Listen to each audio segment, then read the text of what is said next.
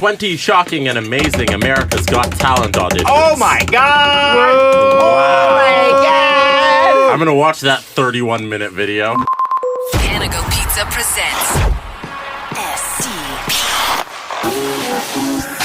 the Steve Dangle Podcast with your hosts, Steve Dangle and Adam Wilde. Yeah! Oh my God! No! Wow! Content!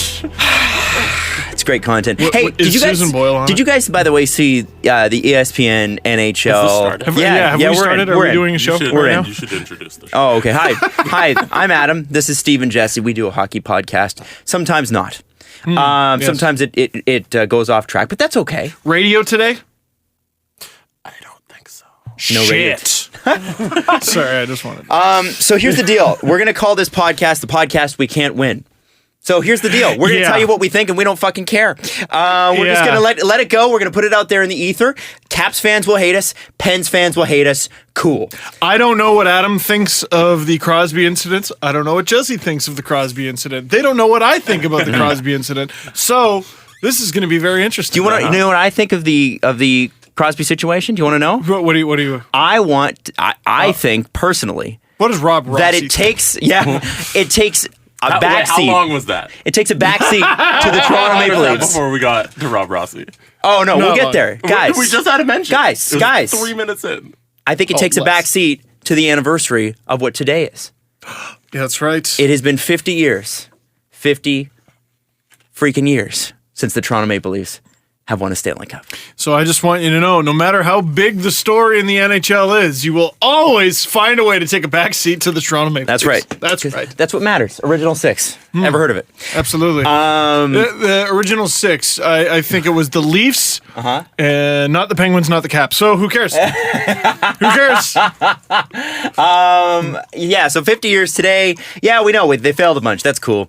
So I just thought it was worth mentioning, right? Definitely worth mentioning. No, let's get to what's important. Rob Rossi. Okay.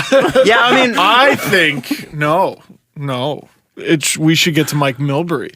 Who else man. with a bad opinion should we give? there a are a stage few to? bad opinions we have to address. I think everybody will be united on the Mike Milbury thing, so we're going to leave that till later. Yeah. And we're going to set you on fire first, and then we're going to put you out after. Does that make sense? Wow, Rather than being friends first and then enemies later, because then we just remain enemies, and that's not cool. That's right. There are times where the gap between the Thursday podcast and the Tuesday one feels like forever. Every time. And it Every time. already felt long, and then last night happened. Yeah, and we're ignoring all the amazing stuff that happened in Edmonton, which we will get to. Don't worry, Oilers fans, we will get to I it. don't even remember. So, let's talk about first. Steve and I agreed last night on the group chat. Jesse didn't respond, but he saw it. Sleeping. Couldn't. Responsible young man. Responsible young man that Jesse is. That we would go 3, 2, 1. What's your verdict on the hit?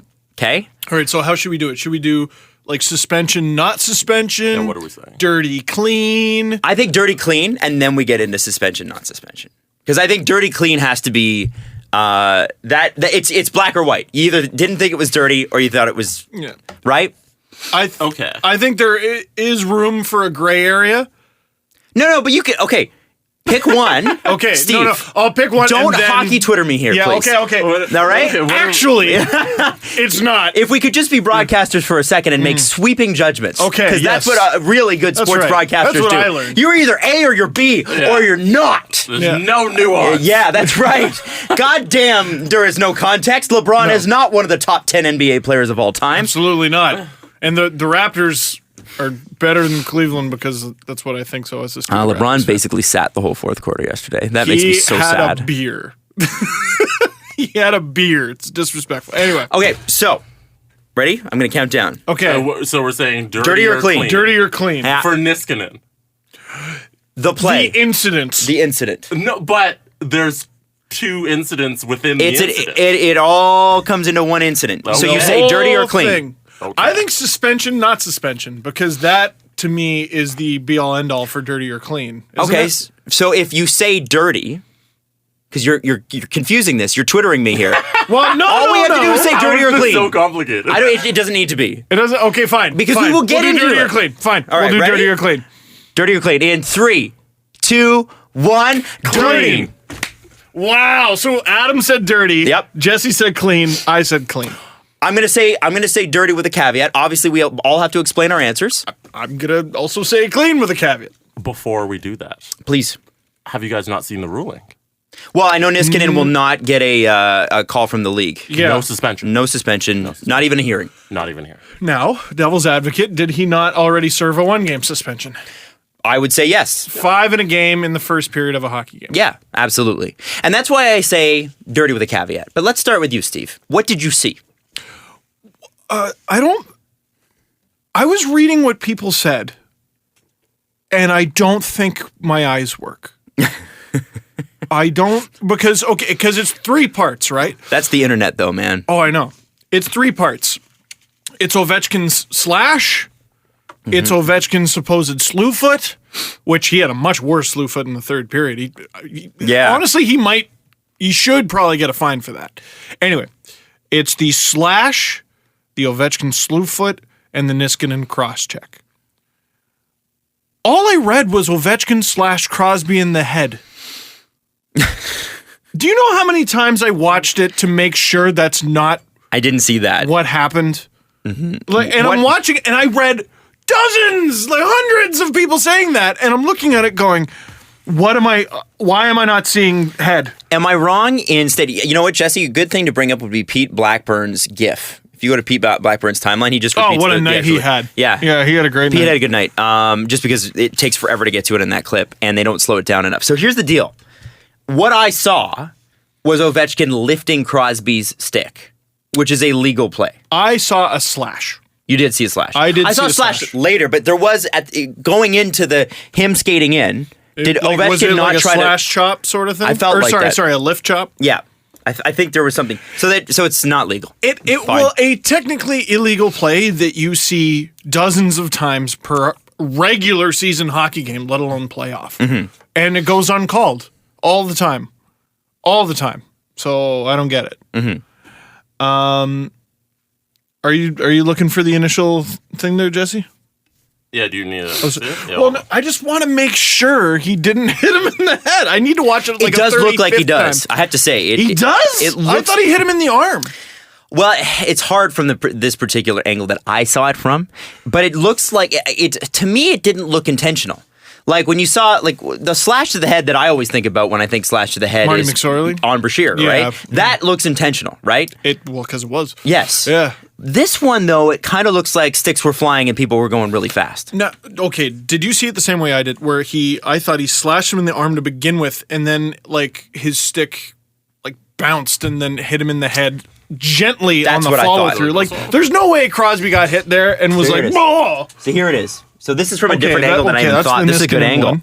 This is a great angle. See, there is a high sticking call there.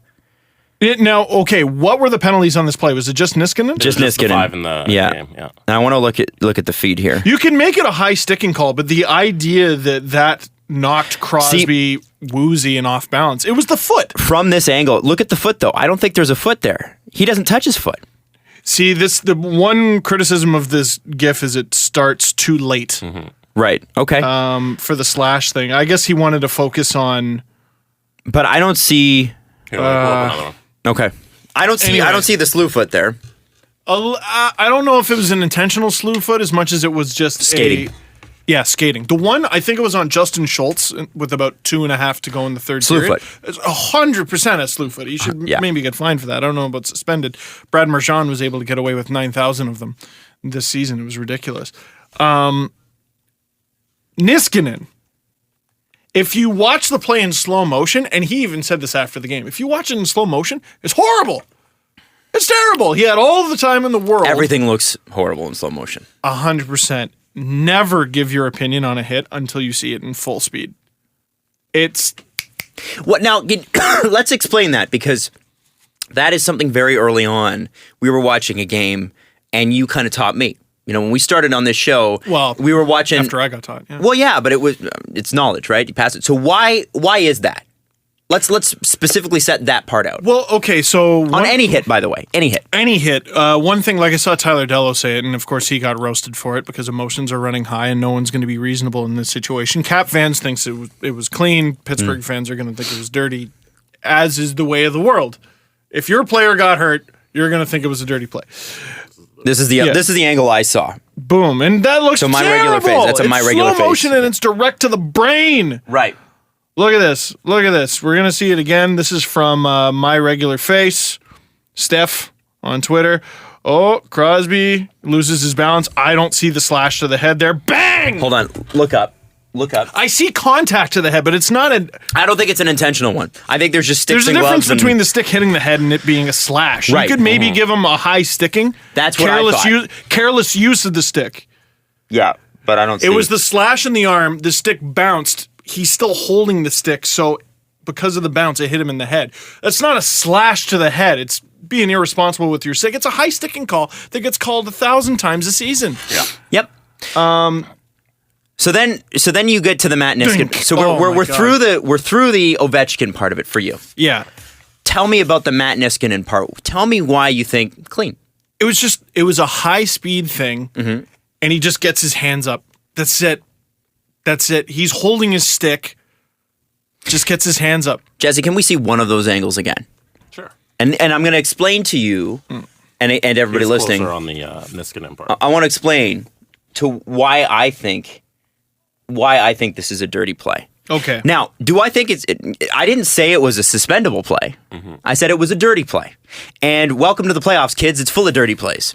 Oh my God. So this game had thousands of them. If Crosby had kept his balance there, right? Ignoring the Ovechkin stuff, which I think was just that they were battling for puck position, and I think that Ovechkin probably could have got a high stick there. Although, how is a ref going to see it at that speed? When you actually see it at full speed, it's very fast. Yeah. So when Crosby loses his balance, he obviously falls down, and the stick and gloves hit him in the face. Right? That's kind of why that's the point of impact. Correct? Yes. Can you find the clip with audio, and we'll play it at in real time, and we'll say, "Bing, bing, bing." Here's what happens. Here's what happens. Yeah. So my key to this is that the cross check, whether Crosby falls down or not, is coming. So that is why I classify it as a dirty play, because a cross check's a dirty play. Now, so he intended on playing Crosby with absolutely. But is it one of those net front cross checks? I'm not saying that it's not, but that still doesn't make it a clean play to me. Right. So not clean. I can meet you there. Ovechkin was wrong for the slash. Or a high stick. I wouldn't call it a slash even. Well, no, I would call the initial slash high sticking, careless. Niskanen was going to cross check Crosby. It wasn't going to be in the head though. Crosby goes down. I'm not blaming Crosby. This isn't victim blaming. It's a fast play. He goes down. Niskanen was preparing to make what is a relatively accepted play. All right, so let's have a look at this. Right. On audio? Yeah. If we can throw this into the video, is this going to be full speed though? Yeah. Okay, we'll throw this into the clip. Okay. So Crosby. So we'll do bing, bing, bing. Slash, hit. Come on. I didn't even have time for the second one. Like, you don't even see the stick hit the head. No. It's so fast. So fast. So just say Ovechkin, Niskanen, like. Yeah. Ovechkin, Niskanen. Like, it is fast. Quick. That's not even a second. So the reason I feel the way I do is that I do feel like Niskanen absolutely was going to cross-check him. Right. Now, where? Probably in the midsection, probably somewhere in the low back hip area, because if Crosby, and that's par for the course in the playoffs. Like a pushing cross check or like a jabbing. I think a jab. There is a difference. I don't think so. I think it was a jab. And the only reason I feel that way is his arms were already up and they were out. Right? They're already sort of out. This is what I'm saying. A full-blown cross check, it's like a bench press. You're starting from your chest. That's true. And pushing out. If his arms are already out, it's like you're keeping distance with the guy. It's something defensemen do every single game, every single shift. So that's why I don't think it's totally vicious. The slow-mo replay was terrible. Right before he crosses. His arms are still down here. And they're coming up. Right, so his arms are at about his hips. See, it's even he's about to get him in the shoulder. He is going into him. He is going into him with some sort of cross check. Well, where are his arms though? How far out are his arms? Well, and that's the thing is that because I think that matters. Here, arms still down. Yeah. Arms still down. Yeah, arms still down. Arms still down. Arms still down. And then they come up. And arm position is key here. And how long is that in real time? Like 0.2 seconds? Maybe 1. And the thing is, okay, that's why I don't think, like, you know, there's a lot on Twitter about, Niskanen meant to, and of course we'll get to the Absolutely not. I'm so sad that we have to talk about this. I'm so I think upset. we do. And I was actually... Hockey Central did on the way in. Yeah, you know, like, if we have to, we have to, but if you look at where Niskanen's arms are, in comparison to where Crosby's body would be had he not fallen, that's midsection, man. And so, yes, it's a dirty play. Yes, it's probably a penalty, although in the playoffs, probably not. But, you know, because I think in a regular season game, if Crosby stays up and Niskanen cross-checks him like that, that's a penalty. Because he doesn't have the puck and he's not a part of the play anymore. But he also wouldn't get clobbered like that if he hits him in the midsection. Crosby probably still stays on his skates. And I'm sure Niskanen was banking on that. Yeah. Do you see what I'm saying? So, so I don't think. Do I think Matt Niskanen or Alexander Ovechkin got together and said, "Yo, you know what we need to do? Take out Crosby, but do it super quick, which is the accusation so that nobody Rob will Rossi see us made. do it." That's the accusation Rob Rossi made. So let's talk about this guy. Who is Rob Rossi? Guy who follows me on Twitter apparently, and probably won't after today. So but, it's a PWHA. He's a pro hockey writer association. PHWA. Yes. Right. Member. Mm-hmm. He used to work for a larger outlet in the Pittsburgh. Tribune. Yeah. That's right. I don't know what happened there. Last I checked, he's working for some Uber upgrade, whatever the hell. Sure. Belgium hockey outlet or something. Yeah, I don't know. I'm something just I've never heard up. of. Which is fine. Approved. Approved. It's like that mortgage commercial. Yeah. Approved. Anyway. And he made a couple videos after the game in the stands, like the fan he comes across as. And one of them is basically a wrestling promo where he's calling out Barry Trotz. And the other is basically him just taking a big dirty dump all over the Washington Capitals and their fans and the team and et cetera, et cetera. Well, it's embarrassing. So what do you want to start with then? I don't know. I do really don't. Do you want to start with the wrestling promos? Are we playing them? We can. I think the thing that I hated about it the most is people were immediately like, "Oh, Steve, what do you think of this?" And I'm like, "Why? Because I'm a video blogger? Fuck you." Well, you've never done anything like this. I don't think so. Maybe. You're not. I mean, can we play the promo? I'm looking for it, and he might have taken. Oh, they're on Upgroove or wherever the hell. Upgroove. You could also find it in the Greg Wyshynski article, which I thought was weird too. Like, I mean, he's trying to give Rossi the benefit of the doubt, and he even calls him his friend. Which, again, I think that relationship's going to be a little rockier this morning. Well, so be it. Yeah. I know. Sometimes you got to good friends call each other out when they're being stupid. Now, I mean, he's being stupid. Rob Rossi. He's being a moron. He says, Upgroove writes, let's talk to @real_Rob Rossi about Game 3. And here's what he has to say. I'm going to play it all the way through. It's a minute 19. The Washington Capitals are all about talking hockey plays. So let's go over the hockey plays they made in Game 3.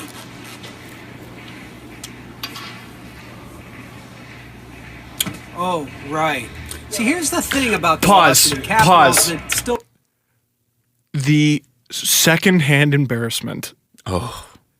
So what he did there was he looked down and was basically like, "Oh, right." It's almost like, "Oh, I didn't see you there." You know, like it's that sort of old school pausing, fake pause, pregnant pause, terrible pause. You know what I mean? That. Well, even if it was a well-executed pause, he's saying the Capitals didn't make any hockey plays in a playoff game that they won. They won the game. And they won it. It's just so embarrassing. And how many seconds in are we? 7? 8? 17. Oh my goodness, 17. Well, geez, play. Still perplexes me, and I'm trying to figure out why people get so shocked that they always lose this time of year. Now, they did win Game 3 of Round 2 against the Pittsburgh Penguins. Yeah. But considering they eliminated a good portion of the Penguins roster during the game, including Sidney Crosby, not with hockey plays, by the way, you would think the Capitals would have had a little bit more of a dominating performance, except, again, they came unglued. Again, they came unhinged. And yes, they're going to hang their hats on rallying in overtime, but really, if you're a Washington fan today, knowing everything that was on the line, and knowing that the best you could do was eke out a 3-2 win of a game that you lost, composure, Pause. you lost. Tell the cameraman you're starting over. Yeah. You lost composure. Lost composure. Like, I recognize those pauses, Rob. Stop and do it again. This stinks. I recognize those pauses. I make them all the time. Start over. This is terrible. How long do you think we've been doing this? How long do you think we've been listening to this clip? Give me a minute's. At least 45 seconds. Yeah, just about. It feels a lot longer though. It does. And it's just. I'm not trying to insult this man. Well, this isn't well executed. You're not insulting him personally. This is me 6 years ago. It's poorly done. Bad. Period. Poorly done. And I would say that I'm talking here. about just execution too. I'm not even talking content. No. The execution is revolting. Here we go. And then you take into account what he's saying 19 more seconds. Momentum. Here, let me rewind this. Yeah. That out a 3-2 win of a game that you lost composure, you lost momentum. Is it really that big of a victory? Yes. Not really. Capitals needed huge to come victory. here to Pittsburgh to get 2. And if they play the way they did in Game 3 and Game 4, they're going back to Washington down 3-1. Can I just tell you something? You can tell there, and this is as somebody who's been through this many, many times, because God knows, when I started my career, I did not know how to tell a damn story, and I'm still working on it. The hardest part about a story is ending it. The hardest part about a report is ending it. The hardest part about doing anything is ending it. It's always ask a That's TV why my writer. videos are so long now. I'm I'm like, how do I end this? Well, it's how do you end it, and how do you end it well? How do you end it with a point? And it's very, very difficult to do, and you can hear him kind of struggling through that. Now, when we listen to that clip, what do you get from that? What is the actual, there's a lot of words there, but what actual information is conveyed? Real, factual information. The Capitals won, but they cheated, so it doesn't count. Pretty much, even though it does, and they're gonna lose next game because they're the Capitals. To me, that looks like a social media post from the Penguins, like from like a 20-year-old kid who's just out of broadcasting school who's doing social media for the Penguins. Yeah. Like, seriously, I mean, like There's no way he's credentialed in Washington, right? Well, he's in. Aren't they in Washington? No, they're in Pittsburgh. Oh, they're in Pittsburgh. Oh, yeah, because Washington's home ice. So that I sort of get. There's no way the Capitals give him a pass, do they? This was Game 3, though. Yeah, it's in Pittsburgh. in Pittsburgh. Washington won the President's Trophy. Right. Okay. Yeah. I'm dumb. I don't know what that was. Anyway, It's okay. brain fart. You're not far into that coffee. Neither am I. I think what happened there was that there's a lot of words. There's a lot of bluster. There's a lot of blowhard. It's not even the worst one. No, I know. I'm going to get to, hey, Rob Rossi, how do you feel about Barry Trotz? Now, dear God. please let this play because I want you to hear it in its entirety. Okay? So you got to let this play through. It's only 1:19. Don't worry, it'll feel like 5. That's nothing personal, Barry. I actually kind of like you, but you say a lot of stupid things. And you don't win a lot of playoff games. And your team is still trailing this playoff series, which, by the way, marks the second year in a row you had the NHL's best regular season team and are trailing the Pittsburgh Penguins in a playoff series. And I'm starting to think there's a reason for all of these, well, let's just call them playoff failures in your career. You're the master at getting the most out of your team in the regular season, which makes you the perfect coach for the Washington Capitals, because who knows getting the most out of the regular season better than the Washington Capitals? But playoff hockey, it's a little bit different. And some of the things you've said are indicative of some of the things that the Capitals have done in this series. And it's not real intelligent hockey. It's not hockey conducive to winning in the postseason. And one of the things you're going to see as this postseason continues is the Penguins advance, the Capitals go home. And it's all because Barry Trotz, maybe he's a good coach. Maybe he's even a really good coach. To be a really successful coach in the playoffs. Start he'd be over. Great. Sorry. And if you just listen to him talk, you'll know Barry Trotz is incapable of that. Okay, so again I ask, what actual information is conveyed? Fuck Barry Trotz. That was the information conveyed. This one was okay. Besides the complete douche chilliness of it all, and how I just couldn't get through that fucking clip. The other clip he had going this morning. Oh, he had a banger of a night. Mm-hmm, he did. Was he kind of went at Barry Trotz? Oh, do you want to hear that? Yeah. Yes. Before I say what I'm gonna say. Barry, is the play by Alex that led to Sid sort of staggering into Niskanen where he appeared to get the stick up towards the face, is that a hockey play? Was there a penalty? Well, Does it I have don't to be a understand. penalty to be a hockey play? I'm just asking. Well- Is it a hockey play also? No, I'm not going to defend anything. The sticks are. Am I going to? You want me to defend Alex? Then is Kunitz's predatory hit on Oshie okay? Or the one on Backstrom, is that okay? I was just So I'm not asking going to about the debate about stick all to that the- stuff. So that's So a terrible no? question. So no, Barry? Next, Okay. you got your answer. I'm embarrassed for him. Yeah. I'm just asking the question. He is Eric Cartman's impression of Glenn Beck. He's Sean Hannity. He's Rush Limbaugh. I'm just asking the question. Yeah. I'm just asking. Now, to have that exchange and then make the video that he made is such a chicken shit move. Chicken shit move. Why? Tell me why. He was standing in front of the fucking guy. He had every chance to say whatever he wanted to Barry Trotz. And instead, he just tries to, gotcha, with Barry Trotz. He tries to gotcha with this hockey play thing. And then he cuts, let me tell you something, brother. The Penguins still on home ice. They're up in this series. And you know that you can't beat them when you're fighting clean. You know you got to fight dirty, but I'm going to be in there with a steel chair and Bobby the Brain Heenan. You know what I think?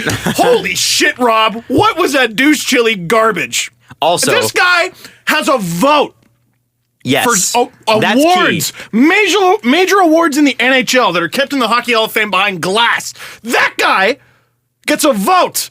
Everyone listening, it's hard to get into the industry. Bullshit! Please take over for people like this. That's embarrassing. That's shocking. What the fuck?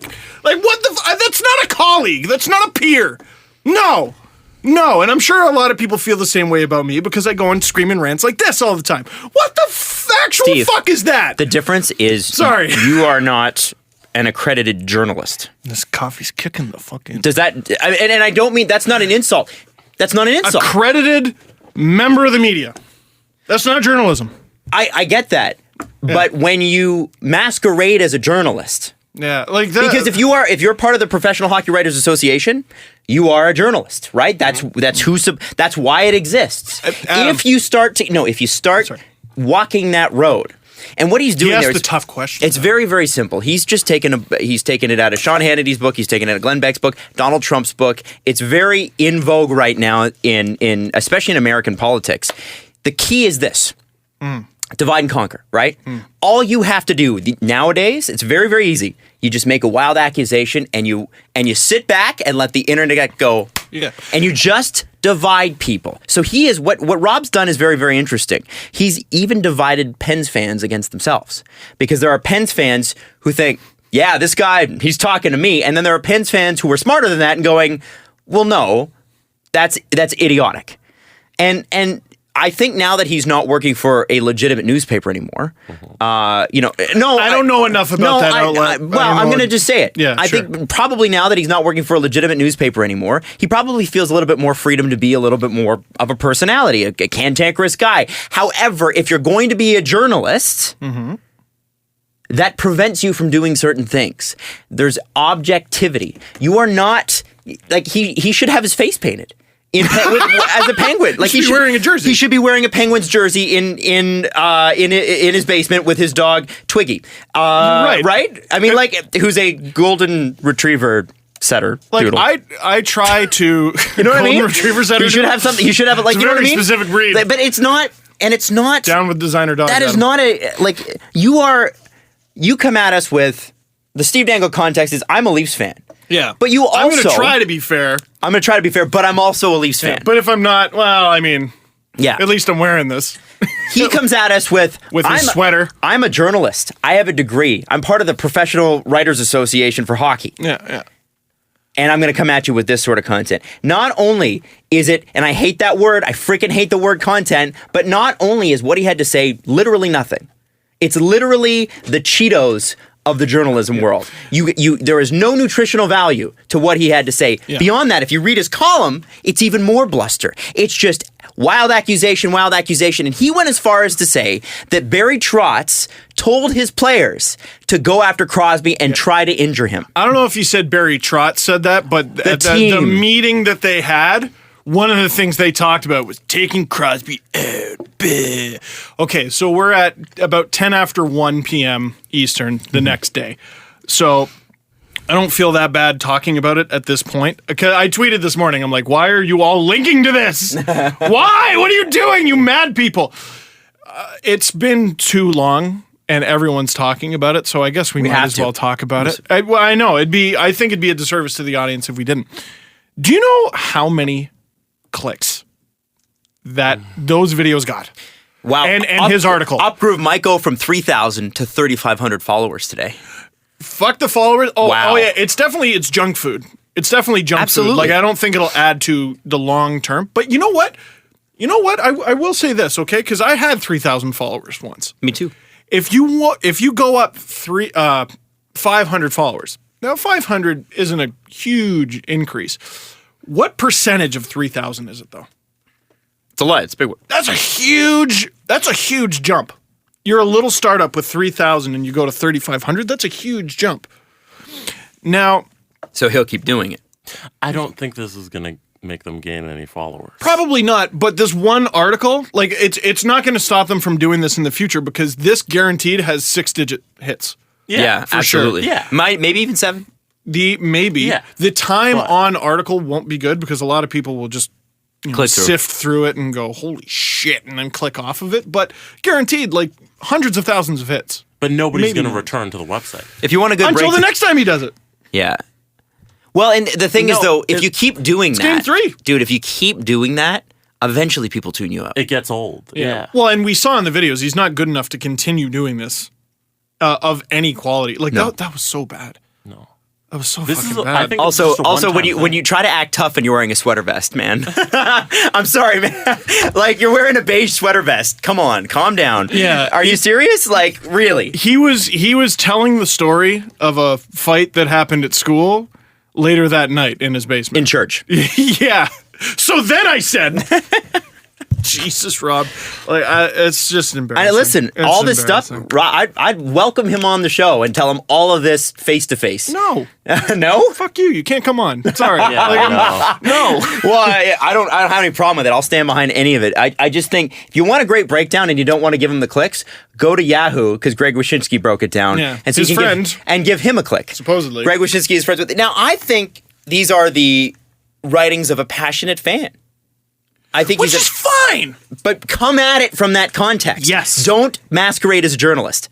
Yes. There it is. You That's got it. The problem I have. So that's what that. else? Well, listen, From that game. That wrapped up faster. Washington won. Kevin Shattenkirk scored. I think that's a huge deal. Well, he had a turnaround game. He had a turnaround moment. Like, I don't even know if he had a turnaround game. No? Like, man. People are talking about offering this guy big money in the summer. It's going to cost him money the way he's played. You know how Thomas Vanek, Ray Ferraro had that great quote. Nobody has spent more money than Thomas Vanek in these playoffs. Just what were we saying Shattenkirk was going to get per year? 7 mil? 7 easy. He's spending money. I don't know how much of it he's spending. I don't know if he's spending term, but he's spending money in these playoffs, man. He wins a cup. Who gives a shit? But well, I mean, like after Thomas Caberlet won a cup with the Bruins, I don't think anyone was like, now let's pull a dump truck of money up to Caberlet's house. No, and Shattenkirk needs to play better. And I mean, you could argue the entire Capitals team needs to play better. This is why, they won in overtime, but remember they won in overtime. And they allowed the Penguins to come back. They won 3 overtime games against the Leafs. I have breaking news. Oh, what's up? Zaitsev has been signed to a 7-year, $31.5 million contract. I like that. What's the division there? I'm not smart. So it's $4.5 million a year. Love it.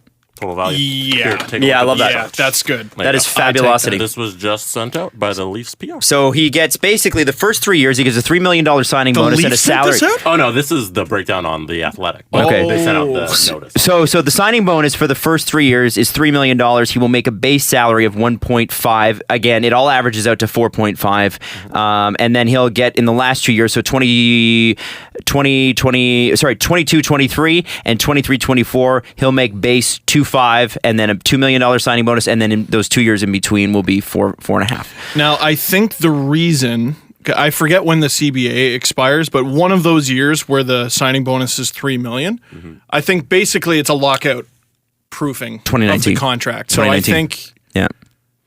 think he gets $3 million no matter what, I think is how that works. Interesting. Good. Very Good for him. interesting. Jesse, can you look up something on Ben Smith? Because I got a very weird text that I'm not sure about. Okay. Which we'll get to later in the show about the expansion draft. Sorry, that was a little hiccup. Are we still? No, I mean, since we've got the breaking news right now, Who's going to get suspended? No one. Who should be suspended? no one. Is the series? I still think Pittsburgh wins this series. I still think they're a better team. And It was reported Crosby's okay. yeah, that But apparently who- he's walking around in a suit and fine. Who actually knows because it's a head injury Ben Smith signed a 1-year contract worth $650,000 Aha! with the Leafs. with the Leafs. That's what we One call way it. or two way or no details That had on better that. be two-way. It doesn't really matter. so should we get to the Leafs and expansion? There's a few things that I want to talk about. So Okay. with that, and I still want to remember that we need to get to the Oilers and stuff too. Oilers Yes. and Milbury. Yeah, but and since all that Zaitsev's shit. news broke, we'll go to that now. Yeah. And Ben Smith. So first off, starting with Nikita Zaitsev, 7-year contract, and it's funny as Steve and I were walking in today. I was like, I think there are people that are really freaked out about Zaitsev not signing, and that somehow he'll sign in the KHL, and it's because And the opposite as well. Yeah, Oh, 7 years. because the time from Elliot Friedman reporting it to it actually being signed today is probably what, 2 weeks, 2.5 weeks. Yeah, it's been a little bit. So people were freaking out. Now, my thought on that was, who the hell cares when they sign him? He's an RFA, right? They can wait till after the Signed him expansion draft. September 2nd. Exactly. Yeah. It doesn't matter. If you've agreed to the terms, you've agreed to the terms. It doesn't matter when they sign. So obviously they figured it out. They signed him today. No big deal. One thing that I think everybody's going to need to watch out for with the Leafs this year is patience. We're not used to patience. We have had very reactive management in the past. Now we've got management that goes, no, we're going to do this on our own time. If you remember, we had this crazy first overall draft pick last year who didn't get signed till mid-August, Austin Matthews. right? Yep. Didn't get signed, gets drafted first overall, and was not a part of the organization for 7 more weeks. Technically. Well, Technically. he was still in rookie camp and everything. Sure. But, yeah. However, key to remember that. So when you think of some of our key RFAs, Zach Hyman, Connor Brown, just to name a couple, Nikita Zaitsev, the Leafs will take their time. And I can almost guarantee that Zach Hyman and Connor Brown will not be re-signed until after July 1st.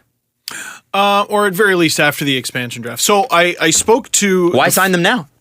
There's not much of a rush. Especially with Connor Brown, who would have to be exposed, wouldn't he? Or protected? That's not my understanding. Okay. Oh, well, he has to be protected regardless. Oh, right, because the RFA. Yes, so spoke to Cap Friendly. I think I get it now.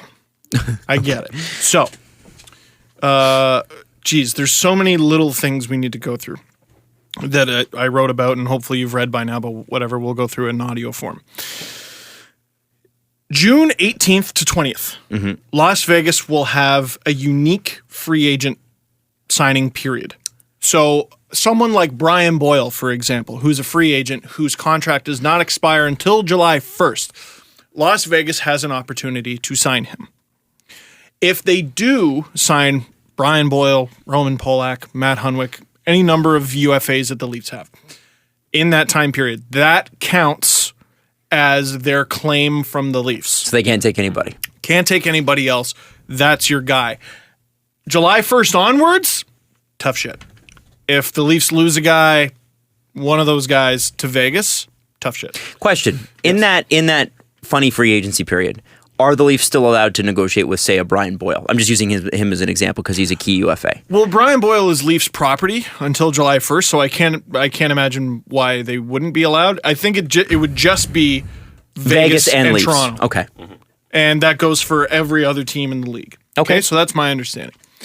The Ben Smith signing is very concerning.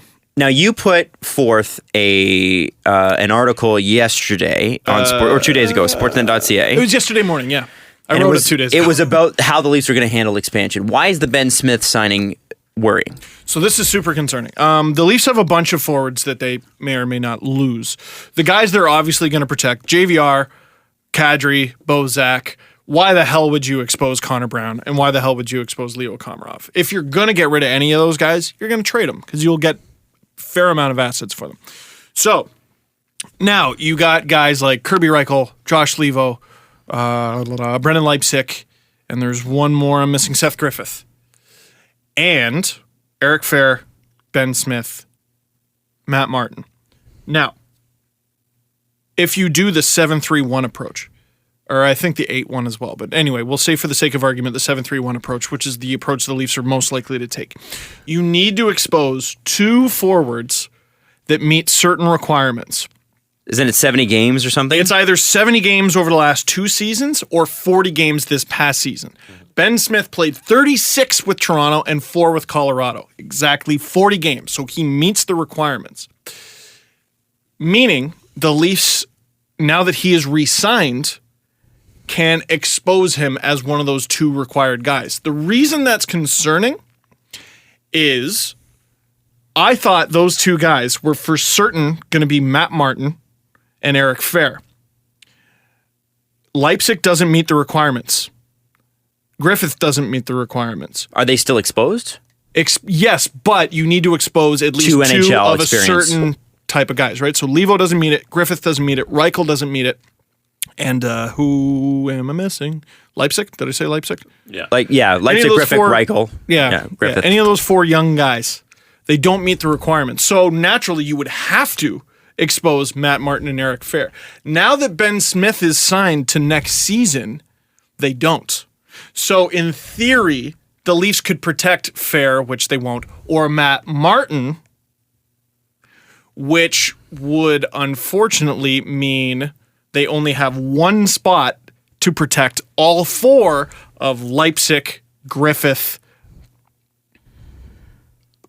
Reichel, and Levo. In what universe is Matt Martin claimed? There is absolutely, there's no reason to do it. Now, especially with Tom, it's Porzaka, right?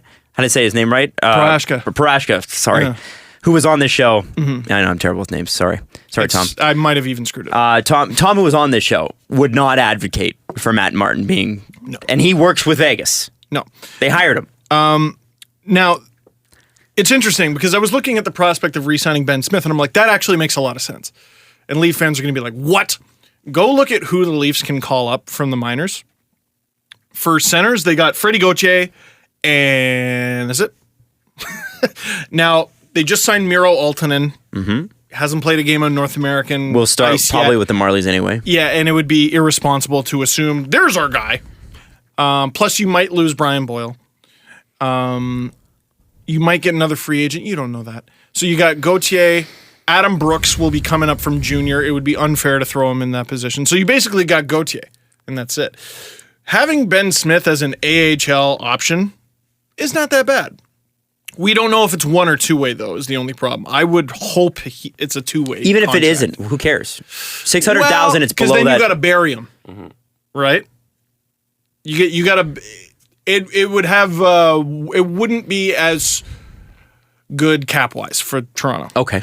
Now having him as the 4th line center full time, I'm not behind. No, of course not. Having him as a guy you can call up and down, I think that's fine. But the whole expansion draft thing, that's a boogeyman for me. That scares me. Mm-hmm. Who do you think's going to get claimed? Who are you hoping gets claimed? Nobody. I'm hoping it's Seth Griffith because the Leafs claimed him off waivers. I think it's going to be a free pick. If he's not, yeah. We got him for free. We lose him for free. Whoop-de-doo. Yeah. The other option is potentially sending Eric Fair to Vegas, and the Leafs would probably have to give up a draft pick. Ideally, the one that they got from Pittsburgh for him, so it would be Fair and a fourth. Which is a fair deal. Martin Marincin or Alexei Marchenko, I wouldn't be totally... Oh, Adam.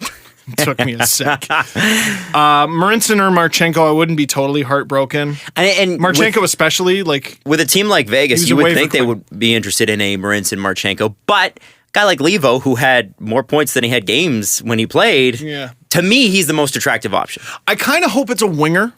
And it kind of has to be, doesn't it? Well, no. It could be Marincin or Marchenko, but I hope it's a winger because the Leafs, like, honestly, I would hate to lose Josh Levo.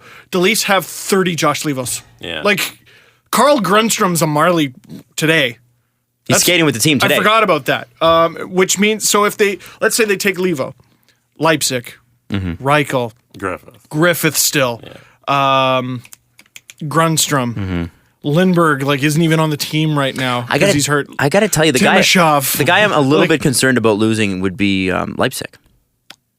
Right. So here's the thing. I think he is the obvious protection guy with that 7th spot. If that's assuming the Leafs protect Matt Martin. Even if they protect Matt Martin, I think they protect Brendan Leipzig. Can they still expose Matt Martin and then protect, like, say, Levo and Leipzig? They can do that, right? There's not a limit there's not a limit to how many guys you can expose, right? So you could expose, for instance, they can expose 3 this guys. might not mean that they are protecting him, right? We're making that assumption. Now here's another potential situation. What if the Leafs find a way? Sorry. What if the Leafs find a way to trade Eric Fair or Matt Martin or something like that to someone else? Doesn't matter. Well, now they only got one guy. So they have to extend Ben Smith or acquire someone they can expose. So does that mean they're making a trade? I think it just means they're crossing, all their T's, dotting all their I's, and making me sweat a little bit because, holy shit, they might actually protect Matt Martin. Right. Well, here's the... it's not even a shot against Matt Martin. But Matt Martin, to be honest, I think. His contract is his protection. But what if they love Matt Martin that much? And I think they do. There's no way. Yeah. There's no question they do. No. Steve says there's no way. I think Babcock does. And I think Lou does. Yeah. For fuck's sake. Steve, no. sometimes... They're not going to claim him! Devil's advocate. And I agree. They're not going to claim him. Devil's advocate with Matt Martin is, A, when he's paired with a good center, he doesn't look that bad. He's still terrible with the puck. It's like swinging a baseball at something. Like, he looks like the Toronto Blue Jays when he's handling the puck. Like, he's just whiff. It's so funny. He had a couple games against Washington where he had like a breakaway, grade A scoring chance. He hit the post. Oh, yeah. And the vast majority of the time, though, give him a shovel. Same outcome. But give him a ringette stick. Same outcome. Something to be said on a young team for a character guy. At $2.5 million, I'm with you. It's too much money. However, when things get down, there's always a personality that could pull you. Like, if you're a great player, but sometimes you get a little sad or sometimes you get a little down. It's always great to have a guy who, no matter what, is like infallible. Just bring it at. Let's go. Find another one. Fair. Find another one. $2.5 million isn't that much for your 4th line guy. Yeah, it is. It's a little much. It's a little much. Maybe for your not for your center, not a 4th line center. Yeah, I could see that for a 4th line center. Although even that's a little high. I think it's too much money. I know why they did it. I understand the reasoning behind it, and I think that if you have a guy like that who is going to what's Mitch Marner's season? Is Mitch Marner's season the same? He's got the same talent level, but Matt Martin made him feel at home. They obviously hit it off. They were roommates. We cannot deny there's a personality thing. Totally. You're saying 2.5 doesn't seem like that much. And that's probably how the Leafs are viewing it. And that's why I'm playing devil's advocate. I don't love the contract. And I never did. I'm not saying get rid of Matt Martin. I'm just saying don't protect him. Now, you might lose him. Tom is heading up with Vegas, George McPhee. He's heading up. They hired Tom from general manager for this reason. There's no way Tom goes, Matt Martin's our guy. Yeah, there's no way. No way. Now, ask yourself, would you rather have Matt Martin or Kirby Reichel? Would you rather have Matt Martin or Seth Griffith? Would you rather have Matt Martin or Josh Levo? I'd take Eric Fair because he's a center. Can play center. Yeah, can play center. Sorry, that was me. Sorry. Can play center. And played, then the one game he played with the Leafs, he didn't look that bad. Great. But here's the deal, too. If they don't claim Eric Fair, you could play him at center on the fourth line. Well, and I think Vegas would be dumb to not call up the Leafs and be like, look, we would rather have one of these younger guys, but we would take Eric Fair if you sweeten the pot. Sweeten it. And I think when Lou talked at the end of the year press conference, Lou is we just ripped Rob Rossi for giving us literally nothing in a whole bunch of words. Lou is also a master. Lou's a master at giving us nothing in a whole bunch of words. You know what though? Okay, like here's a great example. Phaneuf gave nothing answers. Leo Komarov gives nothing answers. People find Leo Komarov charming. People hated Dion Phaneuf. It's something about delivery. Warmth. It's like sometimes what Kanye West says, I'm like, damn, that is really smart. Except you delivered it in such an aggressive way that I can't. There's something about the way watch Kanye's interview with Zane Lowe. It's like an hour long. Really good. From the Yeezus album one, where he went crazy. And people were like, oh my God. And he was talking about leather shirts and talking about whatever, or leather jogging pants or whatever. Things rich people A lot of what Kanye says in that interview makes a lot of sense. But you have to get past the delivery, which is hard for people to do. So in that regard, Rob Rossi's delivery, not great. No. Lou Lamoriello's delivery, pretty damn good, pretty damn confident. What he did say, and I thought this was the most interesting part of that press conference, was we're not really that worried about the expansion draft. And he wouldn't just say that if there wasn't a solid, well thought out, good plan in place. I'm not looking for brilliance here. Let's just don't approach this ham-handed. You've got Brandon Pridham, you've got Kyle Dubas, you've got Lou Lamoriello, you've got Brendan Shanahan overlooking it all. And Mark Hunter. I think they got it under control. You have to think they got it under control. And I think Ben Smith is Marley's depth, man. I really do. I mean, I know we don't know whether it's a one-way or a two-way. Yeah, I gotta think it's two-way. Yeah. But they have if Miro Aaltonen is great, where's Miro Aaltonen fitting in on the Leafs, right? They know Miro Aaltonen is going to be a Marley center. So you got Adam Brooks, Miro Aaltonen, Freddie Gauthier, and Ben Smith. All of a sudden it doesn't look so bad, right? And maybe you move Aaltonen to the wing because sometimes... I don't know. Nylander was a center in Sweden too, right? Yes, he was a center on the Marley. Yeah. So I mean, that's the thing is that you just don't know what they're going to do. But I feel like they're looking might still be an NHL center at some point. Ben Smith's a reliable guy. They like him. They can put him into certain positions in situations. He'll win. He does win faceoffs when his finger's not broken. Yeah. That was funny how that works. Yeah, that was the problem. So yeah, he was in there for his faceoff ability, and then when that went away. But the guy was playing with a busted hand. Like, try making a decent pass, even chip it out, take a shot. Like, you need your hands. It's like people, I hate when I see people. I saw people chirping Aaron Sanchez because he had a blister or something messed up with his nail. Oh my God, have you seen his nail though? It's gross. No. Well, and think of how important every little piece of your finger is if you're an MLB pitcher. His job is to hold things and throw it. I know you can throw a ball. But what if you had to whip a ball at a 97 miles an hour? Assassin. Yeah, you have to throw it 97 miles an hour. And you have to do it within a square foot. And you got to do it 80 times. Yeah. It's stupid. It's stupid. Well, I could throw a ball with a blister. Yeah, you could for your dog to catch. Oh, and how much is a little different? How much are the Blue Jays paying you? Exactly. Cool. Exactly. We have more breaking news. Oh my God. Wow. Sidney Crosby has a concussion and will be out for tomorrow's game. Who's this from? The Penguins and Coach Sullivan. That sucks. They said they'll evaluate from there. So that's disappointing. Damn. That sucks. I'm sorry, Penguins fans. However, you're still the flippin' Penguins, right? Yeah, that is not going to help my take from earlier. No, you know what I think? I think with that, I think the Penguins will just get mad and they'll just fucking get out there and fire it up, honestly. Like, I really do believe that they're going to play with an edge tomorrow. Hey, you know what? They almost won against the Caps. Yeah. It's an overtime game. And they came Flip of back. the coin. They came back. Yeah. Like, what's hilarious, that Ovechkin slew foot I was talking about, I found that clip. I think it was against Justin Schultz. And I think it was with about 2:40 to go in the third. And the score is still 2-0 Washington. Wow. That game went to overtime. Wow. Like, it's the Penguins, man. They can do it. I want to talk about... Leafs didn't have Sidney Crosby. They pushed it to 6. True. So the Leafs, while we're on the subject of the Leafs, and again, I was going to save this till later because it is definitely not the most important thing that we're talking about today. This is going to be a long, thick show, so just get into it. Long and thick. The Leafs with this two year. C's. 2 C's. The Leafs this year will draft. Eggplant. The Leafs this year will draft someone born in 1999. Holy shit. Holy shit. I just wanted to throw that stat at you. Holy shit. 1999. Holy shit. Curtis Joseph was already a Toronto Maple Leaf. Holy shit. We were in grade 5.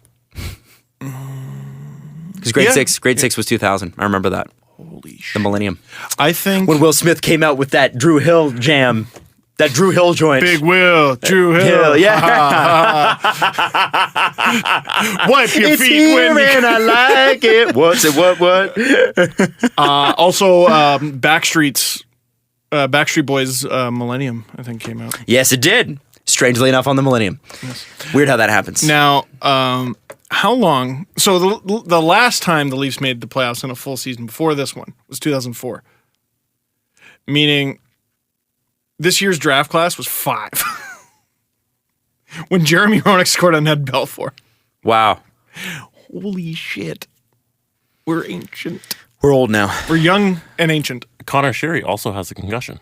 Oh, jeez. Now, that was from his own teammate. Yeah. So he's going through the process, and they haven't decided if he's Which was another thing. The Caps took out half the Penguins roster there, Rob. How about... Is Patrick Hornqvist on the Caps? I had no idea. If you get the chance, I'm going to give the puppets a bit of a shout out here. They did a really good breakdown on Erik Brandstrom from Sweden, who may be available at 17th or 18th when the Leafs draft. Okay. Now, this guy's an undersized defenseman, really moves the puck well. They're really good at draft stuff. They are, yeah. And they've already started it, which is my favorite, because even when the Leafs are gone, they're not really gone. And tons of stuff. It's like, what's going to be available? They actually did a breakdown of who has been drafted at like 17th or 18th overall.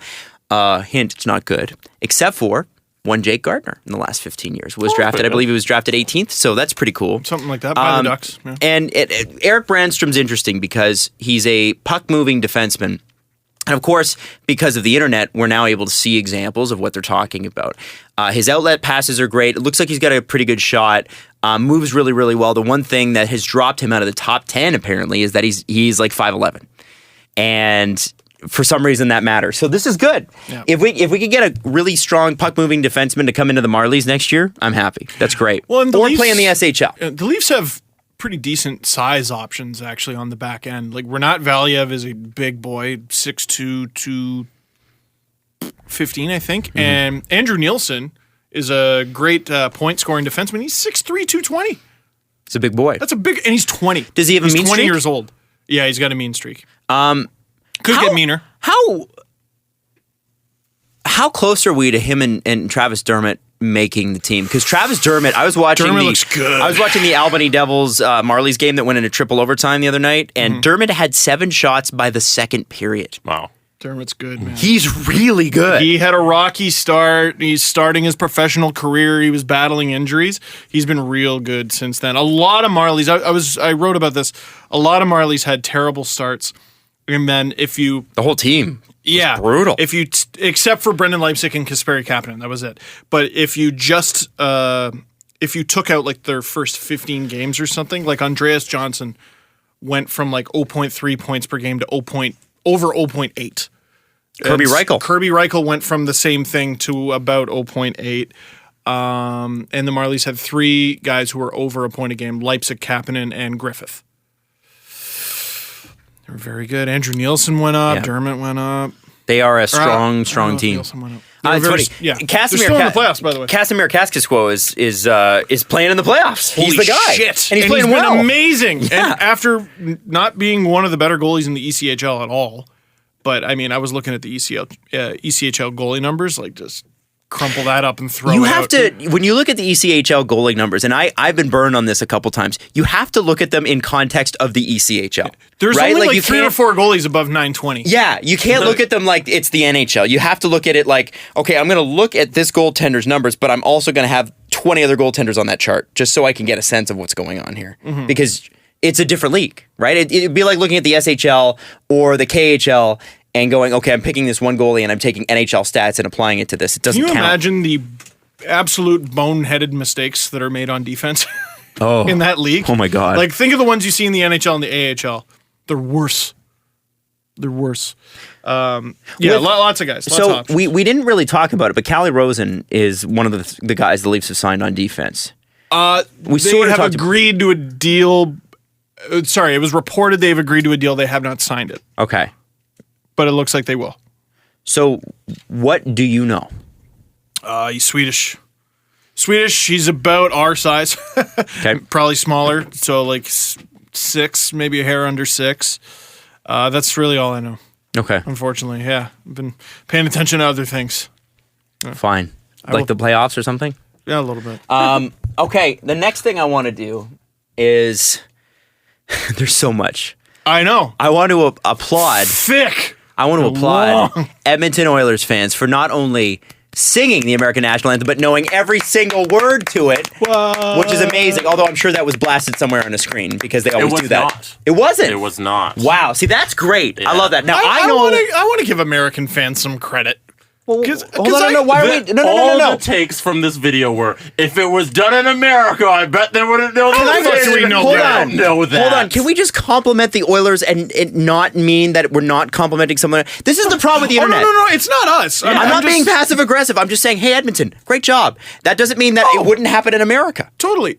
No, but that's what people That's were what saying. everyone's saying. Oh my yeah. God. I know. Yeah. Enough. Can't we just let a good thing be a good thing? Now, I do have a question, though. Okay. Why did they sing the American national anthem? Because Brett Kissel's microphone broke, apparently. But it No, it wasn't didn't. really broken. It wasn't. No, it wasn't. I heard him. Yeah, he said his in-ear monitors. He couldn't hear himself in them, so okay. he didn't know the mic was working, and then he tried it, and he's like, "Oh, I can't hear myself." Now, so he That's let fair. The crowd There were a bunch of times in Maple Leaf Square where I'm like, I honestly don't know if I'm talking right now. Yeah, so he was in that situation. He's like, "My mic's not working," but it was fully Now, working. before anybody gets conspiracy theory head with me, I know his rep. I know Brett Kissel's rep. I know that this was a huge moment for Brett. So for him not to be able to sing would have been really not good. Well, did he get to do O Canada? I think he did, yeah. But I mean, No, is what? he didn't. Edmonton sang it again when you go. they did O Canada as well. The crowd. Maybe they'll have him do it the next time. Yeah. So, Well, yeah. That's the thing is, yeah. This is. I'm obviously he still looks great. He still walks away from this looking good. But for anybody that was saying, "Oh, this was set up," because I've seen that online where it's like, "Oh, this was all set up. Yeah. It's a PR move by the Oilers."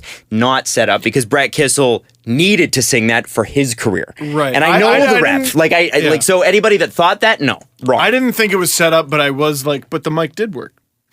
But Yeah. it was fine. I heard you. yeah. Yeah. Which that's fair. I mean, would it be better to have the arena sing it and have it be this cool moment, or you sing it and you have no idea what notes you're hitting? Mm-hmm. Yeah, no, let the arena sing it. Like that's a pro move. Also, can we pour one out for the Colorado Avalanche? Oh my God, we haven't even got to the draft lottery. Fucking Philadelphia. Luck it out. Wow. New Jersey. Well, they at least New Jersey was they bad. sucked. Like at least they were Philadelphia bad. almost made the playoffs. They had a 10-game winning streak. Dude, Screw Dallas. you. Dallas, like. Dallas too. Okay, New Jersey had a truly wretched season, but I don't honestly, in my heart, believe they're that bad. They got 70 points. New Jersey finished 1 point ahead of last year's Leafs. They're not as bad. They're not as bad as their record showed. IMO. I might be wrong there. And now they're getting the first overall pick. Like, I know it's not going to be Matthews or McDavid, supposedly, but holy shit. Philadelphia almost made the playoffs, like you said. And Dallas is a good league team. average goalie away from contention. Yes, not just play like contention. Like we really need to put that in there. Contention. Okay. They're great. Who made the playoffs in the East? Caps, Pens, Blue Jackets. Would any of us be shocked if all three of those guys made it again next year? No. Rangers. Atlantic. We got no. Okay. Montreal, Ottawa, Boston, Toronto. Yeah, and then the wild card Rangers and Toronto. Rangers. All those teams can make it again next year. Totally. Philly. Yep. Believe it. Florida. Believe it. Tampa. Believe it. Buffalo. Maybe. New Don't Jersey? believe it. Who knows? Detroit? No. They always pull rabbits out of the hat. Like, who haven't I mentioned it? Islanders didn't miss by that much. Who's bad in the East? Anyone? Arizona. Oh, no. No. Winnipeg. Who's bad in the East? Almost made the playoffs, Montreal without Carey Price. Well, there you go. That's it. So we've come up with one hypothetical team. It's a tough conference. Jesus, the East is monstrous. Also, the Canucks 2 years in a row get screwed. Oh, yeah, that's right. Yeah, they're drafting fifth. What did they draft? Second last, and now they're drafting fifth. And all of a sudden, tanking doesn't work. Yeah. Did you read that?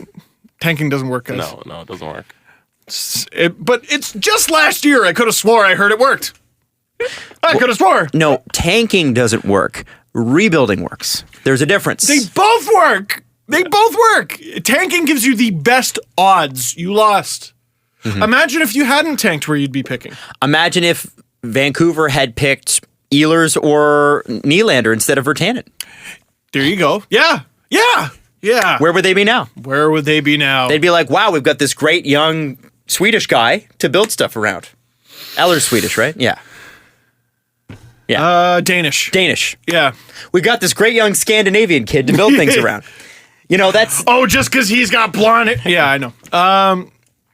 Yeah, it's so silly. Okay, and if you do it again next year, you might win. Hey, next year, you might miss the playoffs by 1 point and then win the lottery. Then what? Like, the thing with the Oilers winning year after year after year was it was a fluke. Mm-hmm. It was a fluke. Yeah, I tried to think of a better system, and then I was like, wait, what were the odds? What were the sheer odds that would happen? And the answer was very teeny tiny. Mm-hmm. And it happened. So we're going to change the whole system because of a fluke, a random fluke. Sportsnet did an article on what would have happened if, and I think this was Luke Fox. Forgive me, Luke, if it's not you. He's had a great year too. He's on fire. Yeah. Luke Fox Jukebox on Twitter if you want to follow him. He did rankings if every draft year had gone like this year had gone, what the last few years would have been. So like I think Patrick Laine would be or Austin Matthews would be a Flame. Niall Yakupov would have been a Leaf. Like it's crazy. Just like if things had moved the way they did. So it was just a funny year. But that's the whole point of the draft lottery. It's a lottery. And didn't I call this last show? I said something stupid was going to happen. No, 3 stupid things happened. 3. Also, poor Vegas finishing 6th. I don't feel that bad for Vegas. No, I feel worse for Colorado. Yeah. Who Vegas knows they're going to be bad. Yeah. They know. Colorado is guaranteed to be bad. And this is a weak draft year compared to last year and the year before, but who knows? Every time I hear that, we don't fucking know. No, some gems always come out. Yep. Yeah, every year. Yep. You don't know the answer. We used to say 5 years. I think it's like 6 or 7. Hey, where was Nazem Kadri drafted? What was his ranking? 9th. What was Morgan Riley's? 5th. What was Mitch Marner's? 4th. What was William Nylander's? 8th. Right. So did I win? So Vancouver and Colorado still have a chance at guys like that. There it is. They don't have the second pick though, Adam. They're not going to get Nolan Patrick, Nico Herscher, but there's not even a. Oh my God, Jesse Puljujarvi. Gee, that sucks. Like I know. Yeah. Like really, There are multiple ways to build a team. Like one of the reasons Pittsburgh's done so well in these playoffs is a third rounder who went to school and they had in the AHL most of the year is scoring at the rate of Maurice Richard. Jake Gensel is on fire. Yeah, they got Crosby. Yeah, they got Malkin, but you need those other players too. Even a guy like Connor Sheary, out of nowhere, and he hasn't had the greatest season the greatest stretch run. And Brian Rust, same thing. But Jesus, they just got Daniel Sprong. So they're losing guys and they're gaining guys. there's a reason Pittsburgh's in the position they are. They're brilliant. So Pittsburgh Well model run. my ass? No, Pittsburgh model's pretty good. They got lucky in a couple respects, but it's the lottery. Yep. That is what it is, right? Should we fault them? The Stanley Cup favorite Winnipeg Jets will be drafting 13th. It's all we could talk about. Tampa Bay, it's all we can talk about is how much we thought Winnipeg was going to be in. Did you read that Detroit was 1 ball away? Detroit and I think Vancouver. Yeah. Both were 1 ball away from That winning. sucks for Vancouver. But Toronto was 1 ball away from winning Connor McDavid. Yeah. Yeah. Montreal was 1 ball away from winning Austin Matthews. They didn't though, did they? Holy shit. I'm so glad we listen. That would have been Connor McDavid. I would have been so They would be in the sad. playoffs right now, dominating. It'd make me brutal. They'd be the Cup favorites. Yeah. Oh yeah. Michel Therrien would still be coach. Yep. No, he would have benched Austin Matthews several times. Put him on the wing. Yeah. D. That's right. Yeah. Oh my God, he's on the same line with Galchenyuk. David Desharnais in the middle. This Austin Matthews, he lacked respect. I Also, they would have never traded David Desharnais. No. they would have traded Austin Matthews by now. Yeah, oh yeah, for sure. For Alex Dwight King. Burrows. Yeah, Alex Burrows and Dwight King. Alex Burrows is still in the playoffs. Tampa Bay Lightning. I think this is important. Tampa Bay drafting 14th. I'm so glad they didn't win. Me too. Oh my God. But- they should be in the playoffs. Will be in the playoffs You know what's next year. it's funny. Will be. Kucherov goes on that rant, and Vasilevsky backs him up. He says, sometimes the truth hurts. Again, I'm Russians with love- them. I'm with them. Yeah. I am not. You have one of the best teams in the National Hockey League. Stop fucking this up. They're not Why are fucking- you trying to cause strife within your team? No, man. Sometimes you just need people to be straight up and Yeah. honest with you. I guess, but I hope, like Alex Killorn, if we were right there, I hope that's the only guy you're alienating. I hope it's like there No, isn't I hope some- Alex alienating. Killorn takes it. If it's Alex Killorn, I hope and we're just using him as an example. We don't know. Yeah. Let's say it's Alex Killorn. I hope Alex Killorn takes a good, long, hard look in the mirror as to why he performed the way he did. Me too, It's- but I if don't- someone is a really good friend of his, you don't like people talking shit about your Who friend, gives and a then shit, it causes man? rifts. You're there to win. You know what, Adam? Rightly or wrongly, it could cause a rift. I'm just saying. Rightly or wrongly, you don't need to. You also don't need to say that in the media. You don't have to. You don't have to. You can say it to him. Go up to him and be like, Alex, you fucking stink. You stunk this year. What the hell? Ryan O'Reilly embarrassed his team in front of the media, and sometimes it's a good thing. Sometimes you got to call people It out. really helped them. Well, they haven't played a game since he did it. I guess that's true. So we don't know if They it had- haven't won a single game since he said that, Adam. Jesse, I know you wanted to say something. I don't want to cut you off, but I screamed over it. I think Jesse and I are in the same boat. Just because, here's the thing. Sometimes when I'm in radio, sometimes my boss has to look at me, and Jesse's in these meetings and go, "That wasn't good enough." Yeah, but he doesn't say it over the air, Adam. Okay, fair, but there's a lot less at stake in my position than there is in that position. And I think Nikita Kucherov, to me, that's a leader I want to follow because at least he's honest. At least you know where he stands. And at least he's Nikita Kucherov. Yeah, and he's a great player. I don't too. want to hear some plug say that. If Kucherov says it, well, okay. Arguably should have been nominated for the Hart. Wasn't. Mm-hmm. Yeah, who was that? Crosby, Who do you think McDavid, wins? Bob? Yeah, Bob. Bob has the Vezina now because you can't be nominated for the Hart and not get the Vezina. Jesse's 100% right. I Yeah. think it goes to C. McD. I think so too. I think Only they give it to 100-point CMC. scorer. Well, it's most valuable to your team. And he is. There's no question he's Yeah. the most valuable player on We've his seen team. Pittsburgh perform without Sidney Crosby. We've seen the Oilers. We've seen the Oilers fall flat on their face without Connor McDavid. Yeah. So Isn't For he- 7 years. yeah. Yeah, he's for Well, and sure. last year when he got hurt. Hey, they might be doing okay. Oh, and he's back. Yeah. Listen, man, I also think Tampa's got a brilliant scouting department, so they're going to do a lot with this 14th pick. What's interesting to me is you got Arizona, who had a bad year too, and they're drafting 7th. That very disappointing. sucks. I like John Chayka's take on it. Well, first he made a face. Just take it. And he made a face, and he was just like, oh, well, shit. But he's like, well, last year we got, who was it? Clayton Keller? They got Clayton Keller 7th, and he looks like he's going to be great. And they had Dylan Strome. And he's like, okay, if we get another Clayton Keller, that's wonderful. That's a great way to look at it, great way to handle it. Tim Murray, take notes for your next job. I'm disappointed for our fan Yeah. base. Yeah. We got Jack Eichel. Son of a bitch! By the way, No! the Bills also fired all of their coaching staff and GM. So. Well, that was before the Sabres, though, right? No, it just happened. Yeah. Oh, I thought Rex Ryan was... Oh, because they didn't tell the GM that they were firing the coach. Yeah. So the GM must have known at that point, yeah, I'm toast. But they did it the day after the draft. Why? What's up with that? Yeah. Did you hear, by the way, the NFL draft is so goofy. For teams that are run so well and so much money into that league, the NHL or the NFL draft is crazy. Like, we went through the Jared Goff, St. Louis / LA Rams trade, which was bananas. That literally would be like trading 3 first-round draft picks for a guy that's going to score you 40 points in 80 games. Like, I don't think Jared Goff is going to be a great...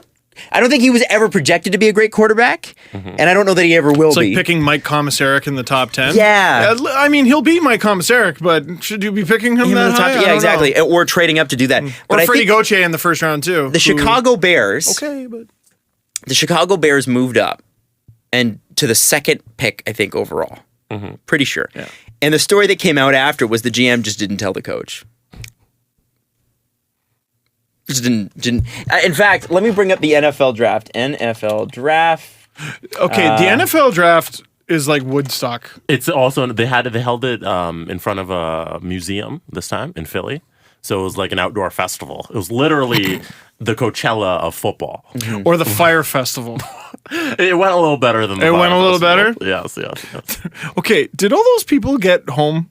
Yeah, they're home now. Instead of giving them their money back, they offered them the opportunity to buy tickets for next year. Isn't that great? Wait, they didn't get their money back? You can get your money back, or you can buy tickets for next year. I can't believe they're going to do another one. There's going to be a class action lawsuit for $150 million. Every now and then, and you never know when it's going to happen, a phenomenon just captures the attention of everybody on Twitter. I couldn't get anything accomplished that day. No, I couldn't get anything accomplished. I was just like, I keep learning new things. I keep learning. Look at the catering. Look at the tents. And then they went into the guy who organized it. And he's just some 25-year-old billionaire. How? He's like, I'm going to be friends with Ja Rule. I'm going to get him into this scheme. I'm going to throw a festival. Where is Ja? Singles. Oh my god! Imagine you work your whole life and the only person you can partner with is Ja Rule. Yeah. Like, that sucks, man. So here's the thing. The Bears traded a lot. The Bears traded a lot. They traded for the second overall pick. They traded to San Francisco the third overall pick. They moved up one position. What? Then they also traded their third round pick, which is 67th overall, their fourth round pick, which is 111th overall, and their 2018 third round pick. And they were already sitting at third. They were sitting at third.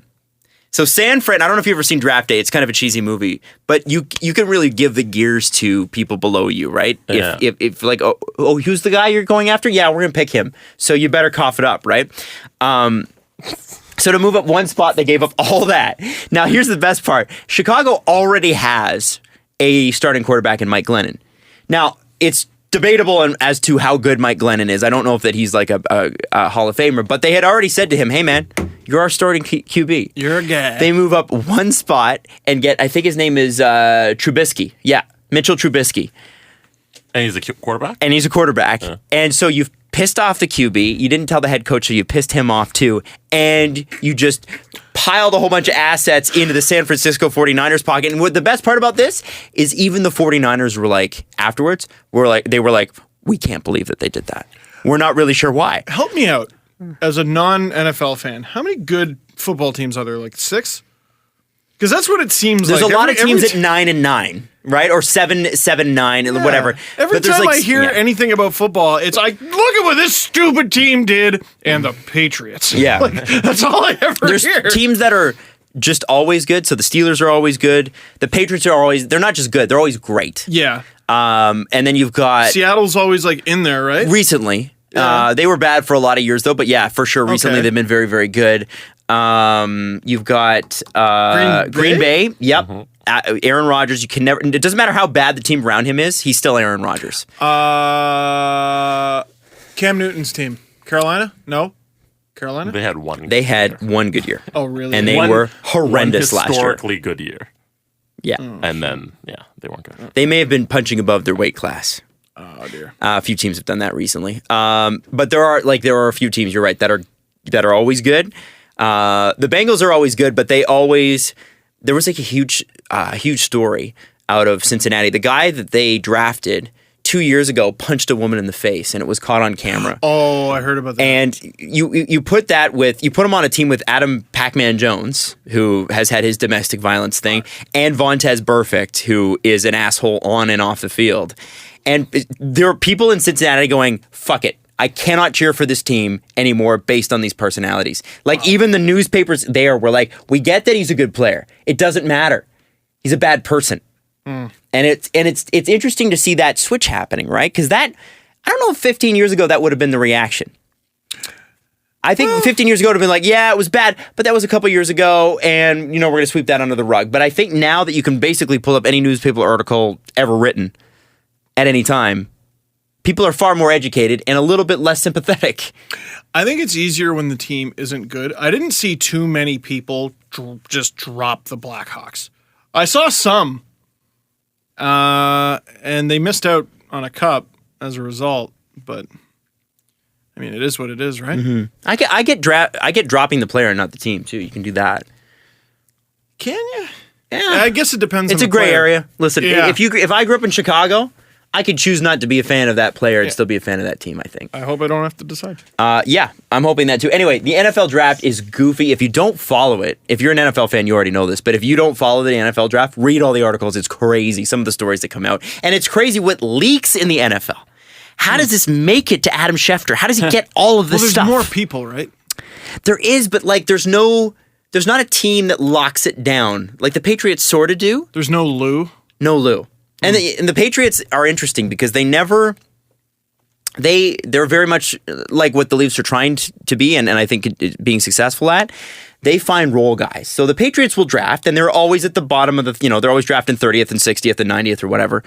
But they go out and they sign a bunch of undrafted free agents afterwards, which the Steelers do too. And they go and get guys that are role guys. So it's like, here's what I want you to do. I want you to be able to run this route better than anybody in the NFL. And I know you have the talent to do it. So Bill Belichick will go in there and say, here's your role. This is your role. One thing. One thing. Do this one thing. And they do that one thing. And oh my God, how are the Patriots still always so good? Because they keep finding the guys with defined roles that can succeed. I want to say it was Anthony Petrelli on Twitter, who's a really clever follow, really smart guy. Particularly with hockey, but he was talking about how supposedly the Seattle Seahawks, some teams value a player who's able to do this, or do that, or do that. They specifically went after guys who had crazy stories of adversity. Like coming from nowhere? Like a guy, supposedly one guy I think had to reteach himself how to walk at like 16. Something with family, something like guys who can overcome. Mm-hmm. I guess, it makes sense, right? Yeah. Yeah. This didn't beat them.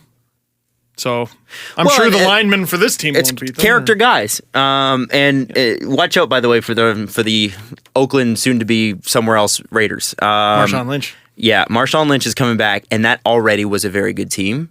I think they're going to run, they're going to run people over this year. Can you just disappear from a sport for like a year and come back? When you're Marshawn Lynch, you can. Yeah? He's also, he grew up there. He was a Raiders fan growing up. So you think he's going to be like extra Marshawn Lynch? I think he'll be fresher because he won't have a year of wear and tear on his body. He's given himself time to relax and to, build some houses. Yeah, and I don't think he's going to be back for long. He might just be back for the 1 year, but you want to play for the Raiders. Do you want the draft movement from the NHL? The NHL draft? Yeah, so New Jersey was 4-1. Philly was 12-2. Is it like positional? So where they finished the standing versus where they got the draft. Philly was 12-2. Dallas was 7-3. Mm-hmm. Colorado was 1-4. Vegas. Vancouver was 2-5, and Arizona was 3-7. That sucks. Now, is what it is. We have heard, and this is the reason I'm bringing up the NFL first round is because when the NHL first round happens, it is pretty rare that we see any pick in the top 10 move. Like the last one I could really remember being a big one was the Corey Schneider for the 9th pick, which was Bo Horvat. Yeah, Luke Shen before that. But what was, like, we don't see a lot. I think it was Jeff Merrick that said only 6% of those first round picks even ever move. Of the top 10. I think so, yeah. I think it was 6%. Or is it Darren Millard? Anyway, I heard it on Sportsnet. What are we going to see this year? Like I said, it's wide open. Do you think that we're going to see a little bit more movement?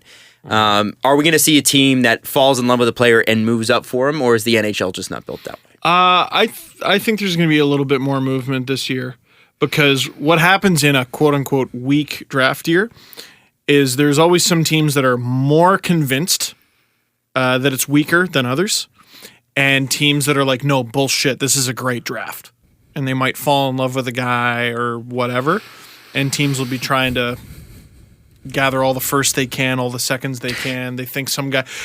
Imagine if it's a weaker draft or a more even draft, and you fall in love with a guy and you have him ranked 2nd round, and it doesn't sound like anyone's going to take him, and so you push it to the 3rd, and then it's the 4th, and you manage to snag that guy in the 6th. Like, are you going to want to load up on earlier picks, later picks? I don't know. I don't know. And Vegas is obviously the big wrench. If the Leafs take that 17/18th pick and they trade down, that doesn't mean they think it's a weak draft, right?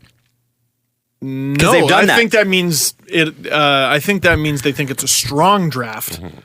Though, if you think it's a strong draft, you want to get more picks.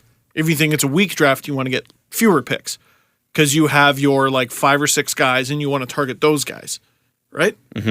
So yeah, if they get more picks, which I don't know, like the Leafs kind of have what they have. I'm not sure they need to really go for quantity anymore. They drafted so many players last year. They're like kind of loaded down. Like they're not even playing in the organization yet. We don't have enough roster spots. There's literally not enough spots. Yeah. How is, like, I look at the Marlies and I go, how is Jeremy Bracco going to make this team? Jeremy Bracco's going to make the Marlies. Of course he is, but then who leaves? How is Carl Grundstrom going to make this team? Like, if I was saying to someone the other day, if I'm Tobias Lindberg's agent, I'm going, please trade my player. Please. I remember when he came in and he looked pretty good on the Marlies, but now of course he did. He scored NHL points for the Leafs. Tumbled down the draft chart because I don't know if he's a healthy scratch or if he's hurt. I think he's hurt. But I look at the lineup. Okay, like even if he's not hurt, I'm like, I don't think they really need him. Like if I'm a winger who doesn't play every day for the Marlies, or I'm on like the 4th line perennially, and my name's not Dmytro Timashov because I'm a brand new guy there. Please trade my client. Please send him somewhere who could use him. Like, send him somewhere who needs a winger. Wouldn't it be nice to be traded to the Vegas organization? Like Las Vegas, I think. I've spoken to some people who are like, well, they're starting from nothing, starting from scratch, so you might want to go after more picks. I mean, you could expedite your team, your ascension from what all expansion teams are, which is garbage. You could expedite that. Like, could you get one of the Marlies wingers for like a 4th? Okay, what about a 3rd? All right, what about maybe a 4th and a 5th? What about? I don't know. I'm just saying. Yep, absolutely. Interesting to watch. We got the Senators tonight. Yes. They just quietly, because they've taken a backseat to everything else that's gone on. The Ottawa Senators are up 2-0 on the New York Rangers. Did you guys watch Game 2? Part of it. Crazy game. The 6-5 game. I heard Erik Karlsson limp down the tunnel, and we know his foot's broken because he said it. Fractured. And I believe the Rangers were winning. And then I went to a restaurant to pick up food. I looked up at the TV, and the Sens had won 6-5 in overtime. What happened? Peugeot had 4 goals? What? What happened in that game? He went off in the 3rd period. Yeah. And they came back. And then he scored the overtime one. Erik Karlsson can't play every game in these playoffs, can he? There's no way. He will. We know his foot's fractured. He will.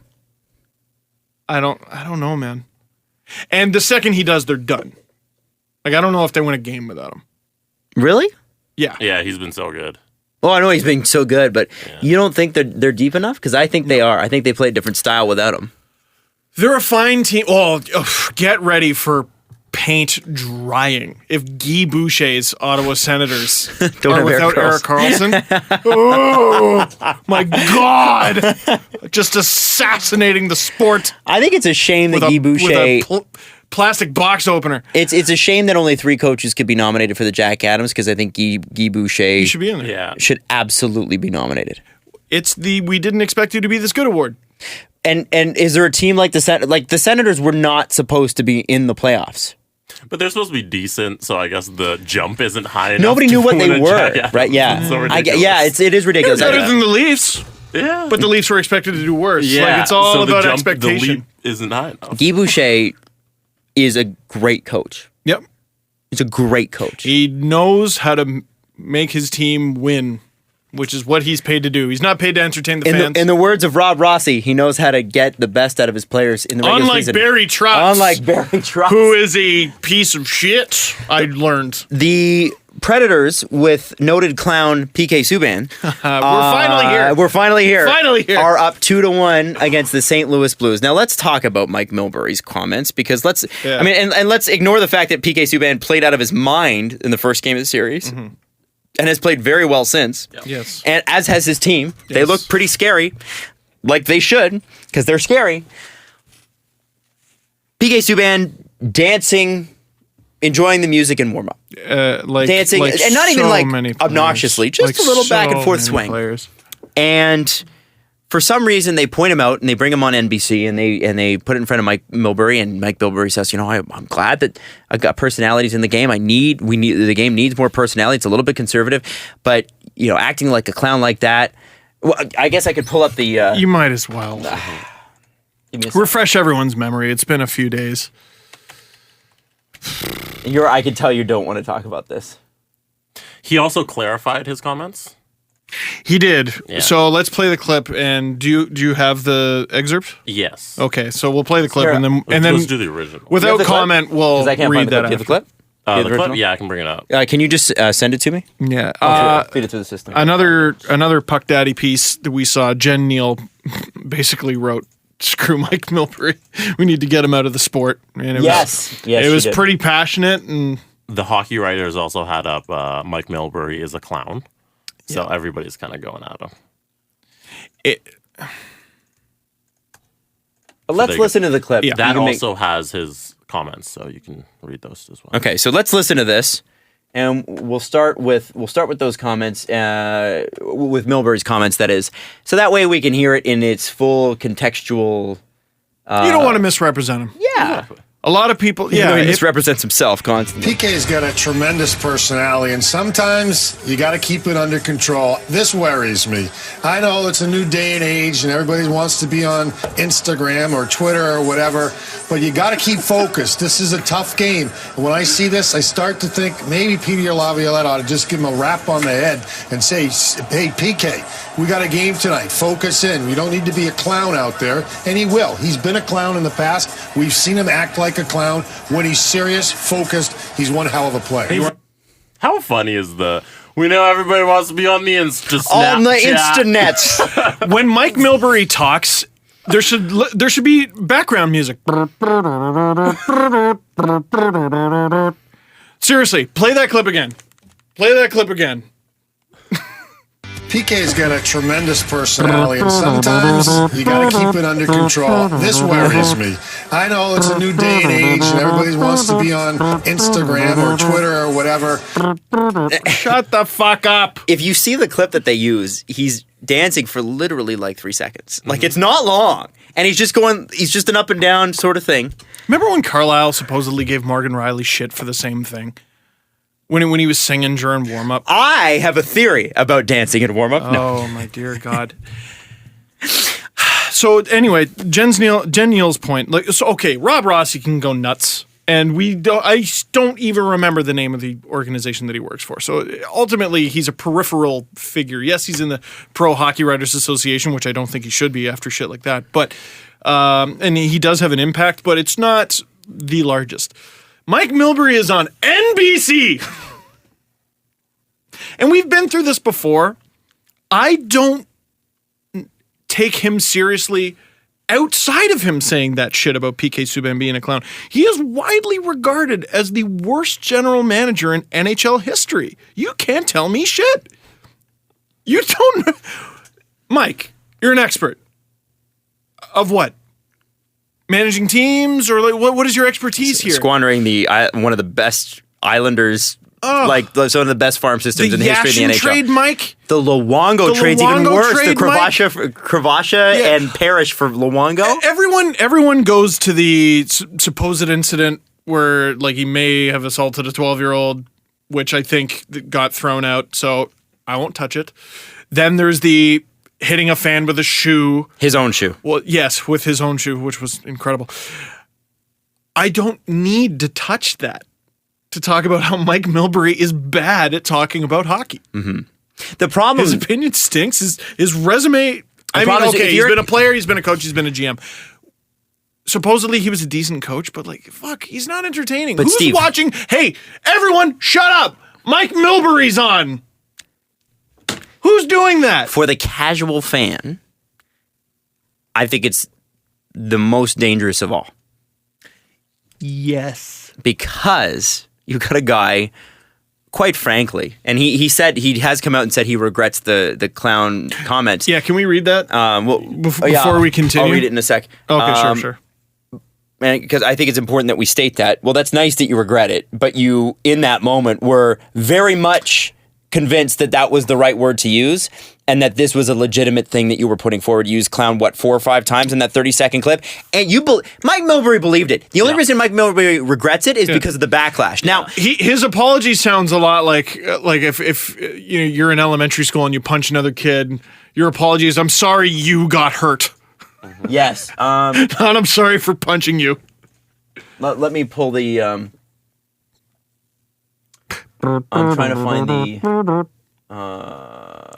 the actual apology. I think I had it up. Oh, shoot. Should we pause? Okay, here we go. Oh, there we go. Right there. Yeah. He said when they talk about the clown and how Peter Laviolette should give him a rap on the head, Milbury said, that's right. And actually, given the kerfuffle over this, I regret the use of that terminology. I wish I had said something different. I wish I'd used the word distraction. Do you think this is a distraction? No, it's fucking not a distraction. That probably would have been, if I had a mulligan, a phrase, I would probably use that phrase. Regardless, it's still a shitty point, man. It's not good. It's less insulting, I suppose, but it's still dumb. It's people. It's the same thing as Ovechkin meant to shoot the puck at Hainsey's head. Oh, fuck! Which we still haven't gotten. There are players that are just targeted. They're just targeted. Nobody thinks. Nobody with a brain. Did people say this about Jeremy Roenick when he skated on the ice alone and did a dance? No. Or that he left when he was playing for the was it Arizona Coyotes? He left the game that he was scratched from and went and had dinner at a steakhouse. What? Has nobody talked about that? One. Yeah. Jeremy Roenick left the arena during the team's game after he was scratched and went and ate dinner at a steakhouse. I've never heard that. That's a real story. Playing. Wait, what? That was his thing. Well, I was watching the game from the bar. Yeah, that's fine. No, it's not. What's you the have difference? to be in the NHL. You have to be in the press box. You know what? I can get behind that a little bit. That's kind listen. of funny. I'm not saying that I disagree with what he did because who that. But actually, kind of a baller move. Straight up, I freaking do disagree with what he did. Yeah. You stay there and you watch your damn team. Nope, you're right. Where was Joffrey Lupul? That's a different situation. He is. That's different. He's hurt. He's hurt. And he's healing himself with And the Lou power doesn't of like music. injured players around the team. Lou has a policy about that. Yes. He wasn't scratched. He's hurt. It's different. So here's the thing. Milbury, for the casual fan, again, if you listen to this show, you are the 1%, right? Yes. So you're a very smart hockey fan, probably smarter than all of us. Know a lot about your team, know a lot about the league, know a lot about advanced stats, know a lot about that sort of thing. You know that what Mike Milbury says is 99% of the time just baloney. But Joe Burlington or Joe Scranton doesn't know that. For the casual fan, Mike Milbury's an old white guy who is very entertaining to watch. Is he? Yeah, he is. He's entertaining to watch for sure. You don't like it because of what he says, but don't tell me that Mike Milbury doesn't have charisma, because he does. No. Yes, he does. not. Steve. What's charisma? Charisma is magnetism. He's watchability. Rob Rossi does Every not time have... he's on the TV, I make a face like someone farted. That's because of what he's saying. No. Yes. Steve, yes. Maybe. Rob Rossi doesn't have the charisma that Mike Milbury has, right? Mike Milbury has enough charisma to be on TV. His delivery is bad. He's a writer. I can be hired. I will tutor you. I will video blogging tutor you. So my point in saying that is that Mike Milbury's a guy who's big and blustery and whatever. And if you don't know the sport that deeply and you're getting into it, you might take Mike Milbury's opinion as, well, he's an expert on TV. He might know what he's talking about. And a lot of people do. Yeah, and that's not good. The scary thing about some of the garbage that I see on Facebook, you know who's on Facebook? Old people. Yeah. That's who rules Facebook now. And hateful old people. Holy shit. Who I don't think were hateful before they read some of this crap on Facebook. Not a lot of them. Mm-hmm. Can't tell the difference between fake news. Oh, some of the stuff. Oh, you know what I read? And I'm like, oh, Jesus Christ. I have to explain that that's not real. Like, yeah, anyway.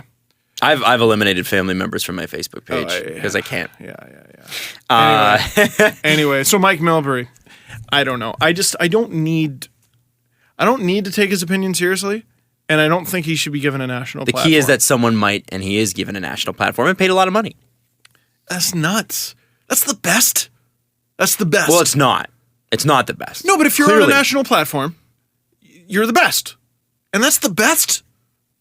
It's not the best, so let's find the best. Well, the best, and I'm going to be a homer here. The best are Kyprios and Elliot Friedman.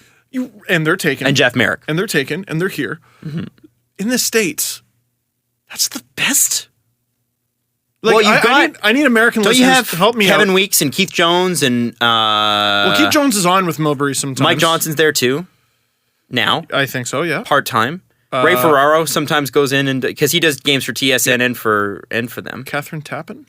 I think so also. I mean, God, there are better options for sure. Canadian ones that you could pilfer? Absolutely. Just for the love of God. Like that can't be the best. And it should be about the best. Let's find the best. No one is tuning into NBC because of Mike Milbury. No one's like, everyone, turn it off. Are you sure? Gotta be. Are you sure? Come the fuck on. Really? Are you sure? I know. See, the Preds just had record-breaking ratings. Was that on NBC? I don't know. Or was it because, like, it's the Preds? They're a very exciting team and they're deep in the playoffs. I refuse to believe that's the best we can do. People tune in, or used to tune in to Skip Bayless when he was on ESPN. They don't anymore. Because they're sick of his shit. But Stephen A. Smith, who sometimes makes good points, other times not. Yeah. Is a blustery, charismatic guy who sometimes doesn't convey any information at all, but yells at the camera so people watch. He slips up. Fair enough. I just feel like with him, it's kind of the same situation, right? They might tune in because he's just a blustery, entertaining guy. There are guys sometimes you go to a party and you're like, this guy's an idiot, but you pay attention just because he's an idiot. You know what I mean? So it's okay. So the intermission is just like watching Jackass. You take the same thing away. You go, what a fucking idiot. He's in there he's wearing nothing but red body paint and he's running in there with a bunch of bulls. What an idiot. This guy thinks PK Subban's a clown. What an idiot. Like, that's not why I'm watching. I'm watching for, like, analysis. I'm not watching Steve-O getting catapulted in a porta potty. It's a little bit different. I mean, there's still shit flying everywhere. I also would like to throw something out here. So say the three of us are on a panel, okay? We're on make it happen. If I said something like that in intermission, what are your responses, the two of you? Adam, what the fuck? Jesse. Yeah, I would say you're an idiot. Did anybody say anything? No. And that would have been far better television, wouldn't it have? Yeah. Where's the counterpoint? There's got to be a counterpoint there. Someone makes I want to say it was Keith Jones. Later in the clip was like, totally. Like, that's not good TV. Yeah. No, wouldn't it be great to have someone in there, maybe younger, maybe it doesn't matter. They don't have to be. They could be the exact same age. Could be his brother.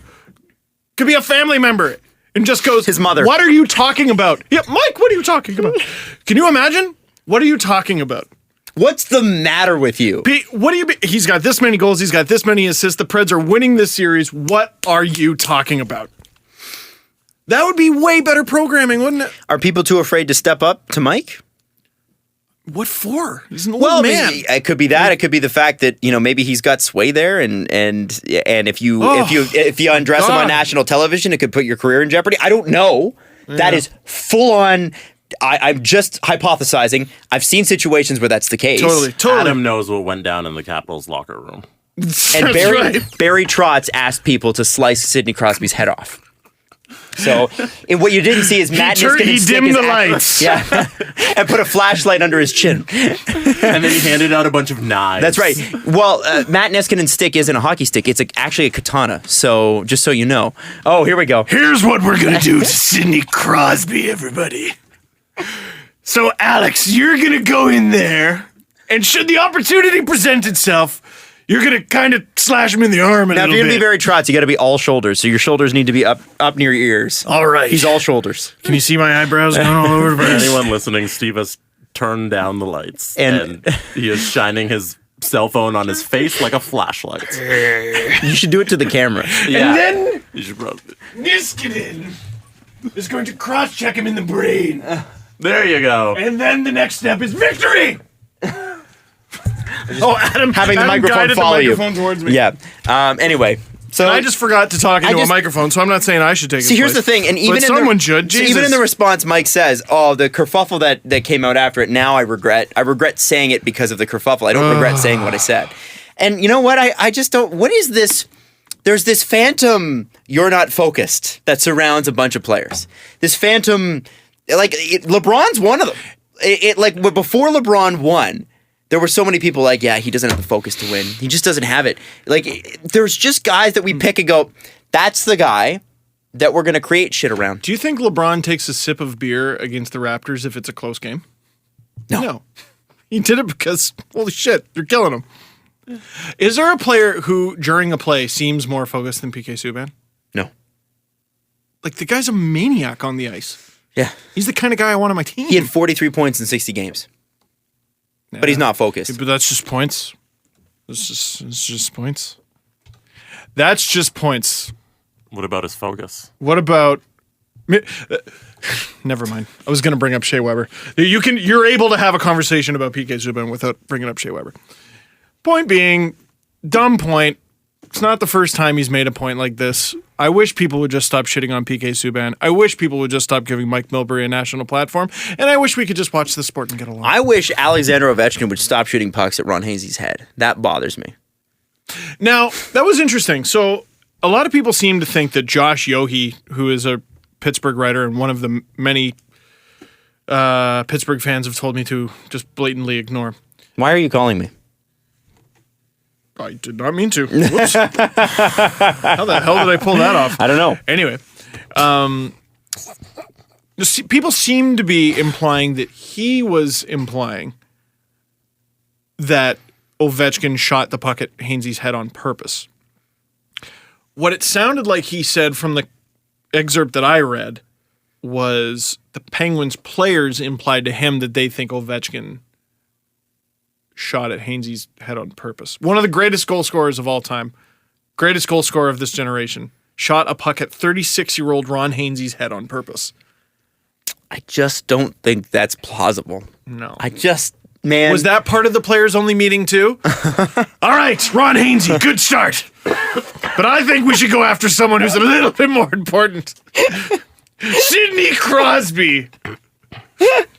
Was it like a Three Stooges sketch? Ron Hainsey could. We need to go after someone even more important. Nicholas Backstrom's like, yeah, boss. Let's go after Brian Rust. No, you idiots. I'm talking to you nincompoop. I'm talking about Sidney Crosby. Oh, that's why you're the captain, Ovechkin, because you're so smart. Why I oughta to the moon. All right, now I want to not only do we need to pour one out for the Avalanche this episode. I'm changing topics on us quick here. This is a quick right turn.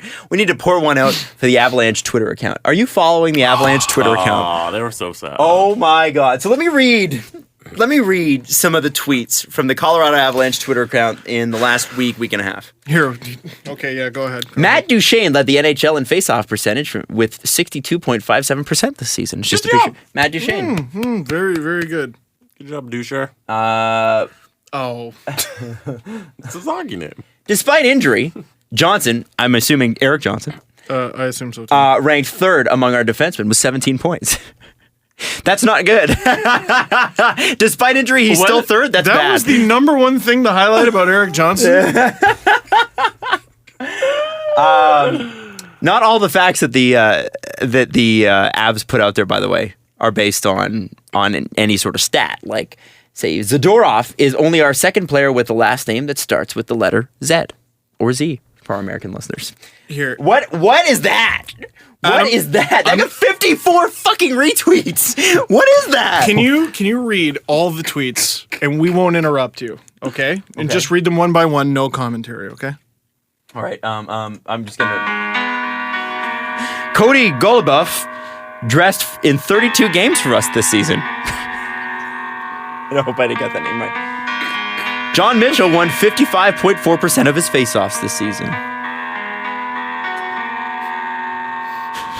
Carl Soderberg played 80 games this season, tallying 14 points. Why are they tweeting this? Why would they do that to Carl Soderberg? What did he do to them? Hang on, Steve. I'm going to bring up more. I YouTubed it, and this is an hour and a half of sad music you'll never forget, part 1. Hang on, I'm trying to find some tweets here. I'm so sorry. This spring, number 92 is suiting up for Team Sweden. There's a lot of Gallo stuff here. Landeskog played in his 400th NHL game on February 14th. Landeskog did every post-game interview he was asked to do, win or lose, because that's what captains do. The captain tied for second on our team in goals with 18 this season. Landeskog is in. Landeskog played in his. I'm assuming Landeskog played in his 400th NHL game on February 14th. He was the first player of the 2011 draft class to reach 400 contests. Wow. This is so bad. Rantanen led our team with 20 goals this season. It's depressing, isn't it? We can shut the music off.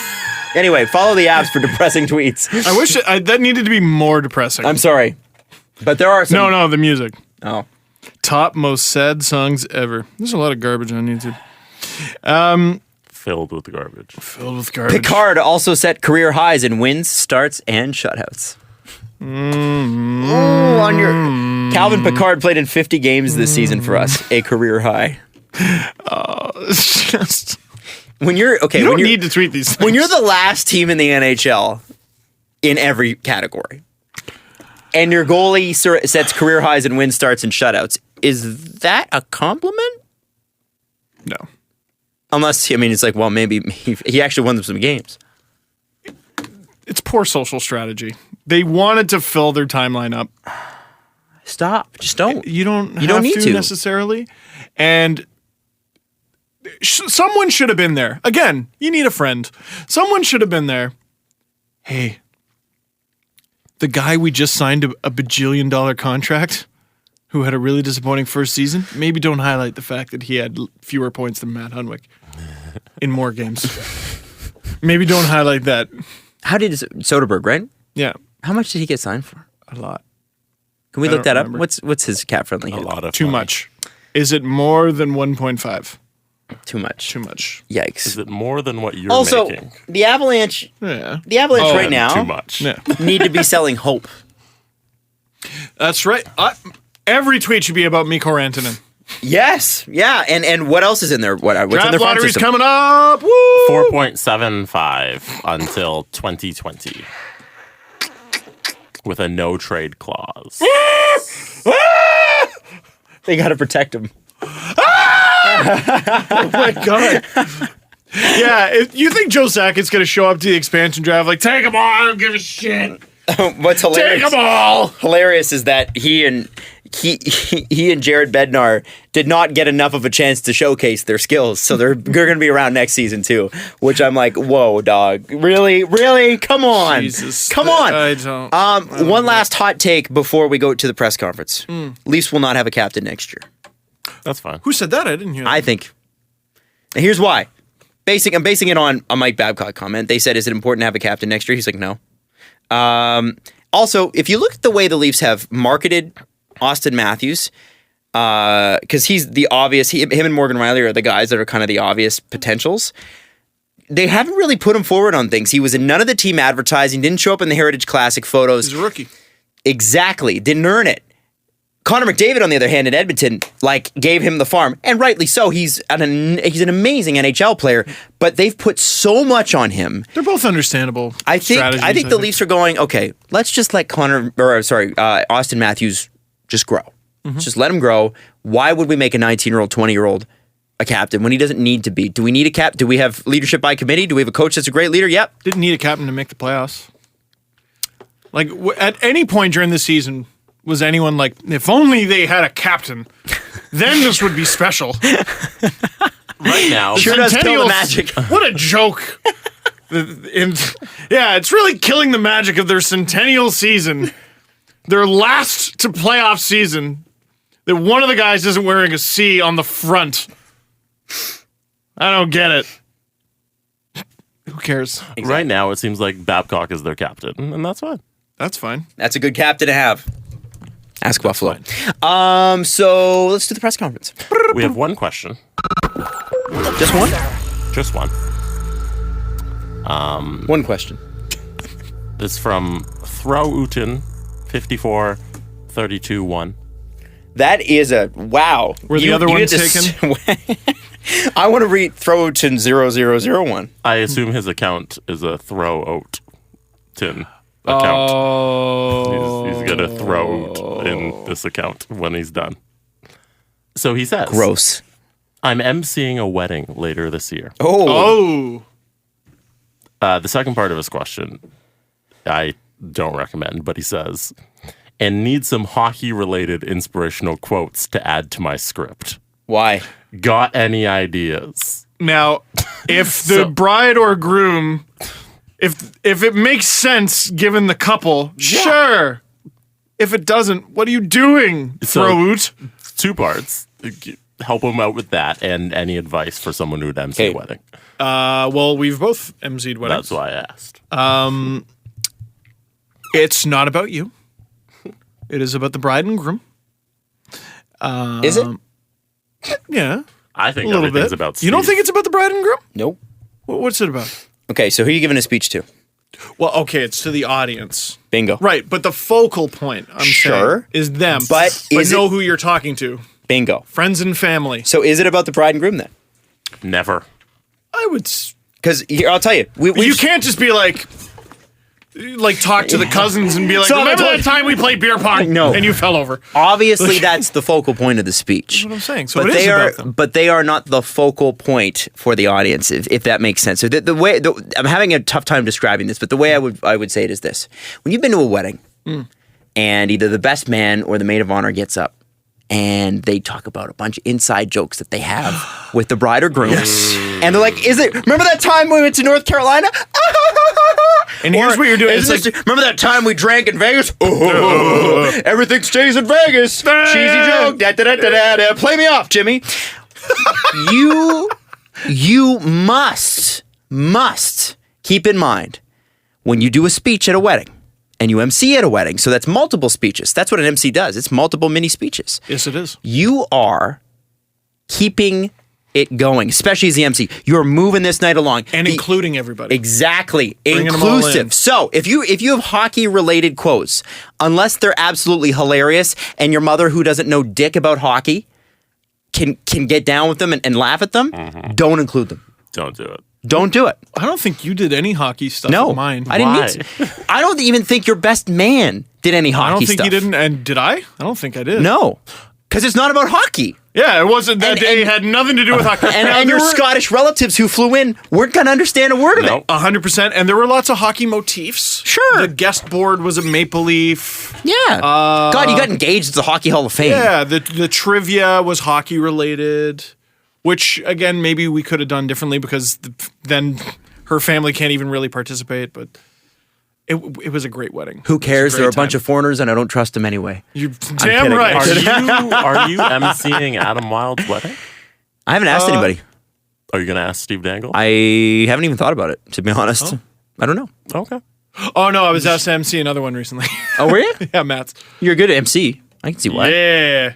It's weird. In my Sportsnet job interview, they were just like, oh, you're going to MC a ton of weddings in your life. I'm like, is that a compliment? Did I get the job? Yeah, I think that's a compliment. What does that mean? It's a good compliment. I think by the end of the summer, I will have MC'd like 5. What's your number? My number? Yeah. Of MC weddings, not your number. I bet you I win. I rarely get asked. I've been asked, I think, once or twice. I think I've done it twice. Actually, yeah, I think I've done speeches at multiple weddings, but I think I've only MC'd once or twice. Yeah. No, I'm a good speech giver too, but I don't get asked. So. Good speech giver. Whatever. I think people are probably just tired. My friends are probably tired of hearing me talk because I don't really shut up anyway. So it's probably like, okay, we're gonna get more of the same of that. There are days where we'll talk, and then we do the podcast. Then I go home and listen to the radio, and I'm like, oh, there's Adam. And then I just want to sit down after being in traffic, and I turn on the TV, and oh, what the fuck, there he is. Yeah. So I just kind of like, I think, yeah. So here's the thing. Keep this in mind. Just include everybody in the room. Talk about things that everybody's going to understand. If you're going to tell a story about the bride or groom, make sure that you contextualize properly. Context is the story. Context. I got to drive that point home. Hockey might not be the best. Hockey's niche, man. Route to go. If it's a smaller if wedding, it's Gary Bettman's wedding, fine. Yeah. Yes.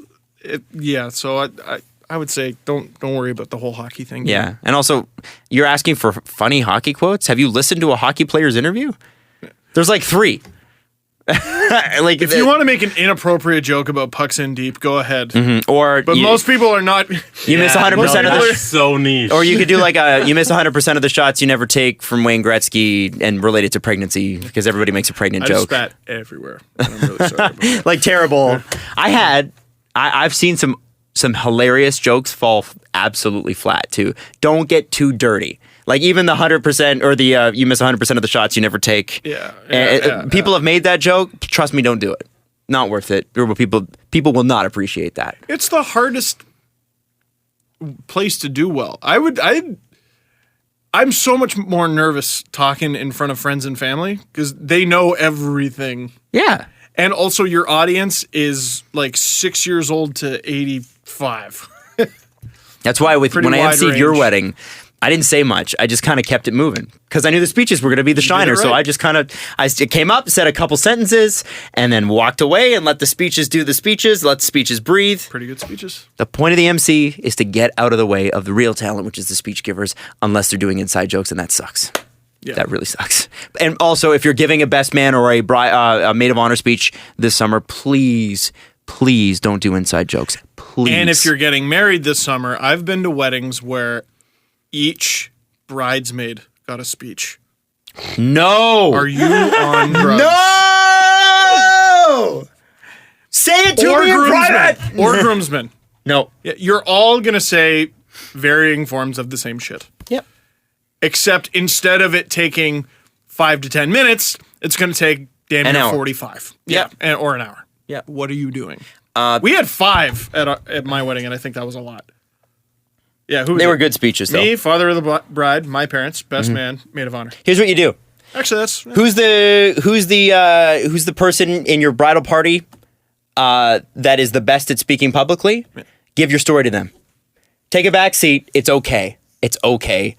Trust me, no one remembers the speech later anyway. Yeah. And you don't want that kind of pressure on the wedding day anyway. You just want to go in and enjoy. So it's yeah. My one thing is make sure someone records it.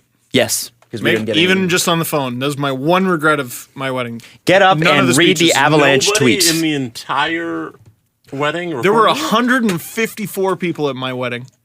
A bunch of them in media. No one recorded. No one just pulled out their phone. Wow. Yeah, which is fine, and I didn't ask anyone to. But no, it's just surprising. It was surprising to me too. Well, because I was like, someone's gonna record it. Yeah, that's what I'm sitting But here why did I thinking. assume that? Because Yeah, it's don't the logical assume. thing. I guess Yeah. would be the lesson Yeah. there. But part of me likes it a little bit Because now it just lives in our memory. Yeah, I remember it. I remember how I felt. Memories That's the aren't key. trustworthy. Let's not trust our memories here. I remember how I felt in that moment. That's why I go to concerts and I Full of don't love. record what's going on stage. You know why? Because who's going to look at that shitty video anyway? Nobody wants to see that on your Instagram. No one cares. Nobody. Just go, enjoy it, take the feeling that you have there with you, and leave. And go, that's how that concert made me feel. Oh, and make sure the bride is catered to, 100%. Well, She had the hardest day. yeah. Yeah. Out of all of you, she had the hardest day. My recommendation is to get really drunk and have a great time as the drunk guy at the wedding. Do it. Wear a tablecloth as a toga. Definitely bring up the time you hooked up with one of the bridal party, too. Oh, that yeah. always goes over really well. I've seen that. Yeah. Get all your hellos out of the way. Toot sweet. You know what you should do? Just be like, hey, Susie, and then wink awkwardly and pause for like 30 seconds and then move on. Actually, if you want to take some hints on how to pause awkwardly for 30 seconds, check out Rob Rossi's video on Twitter today.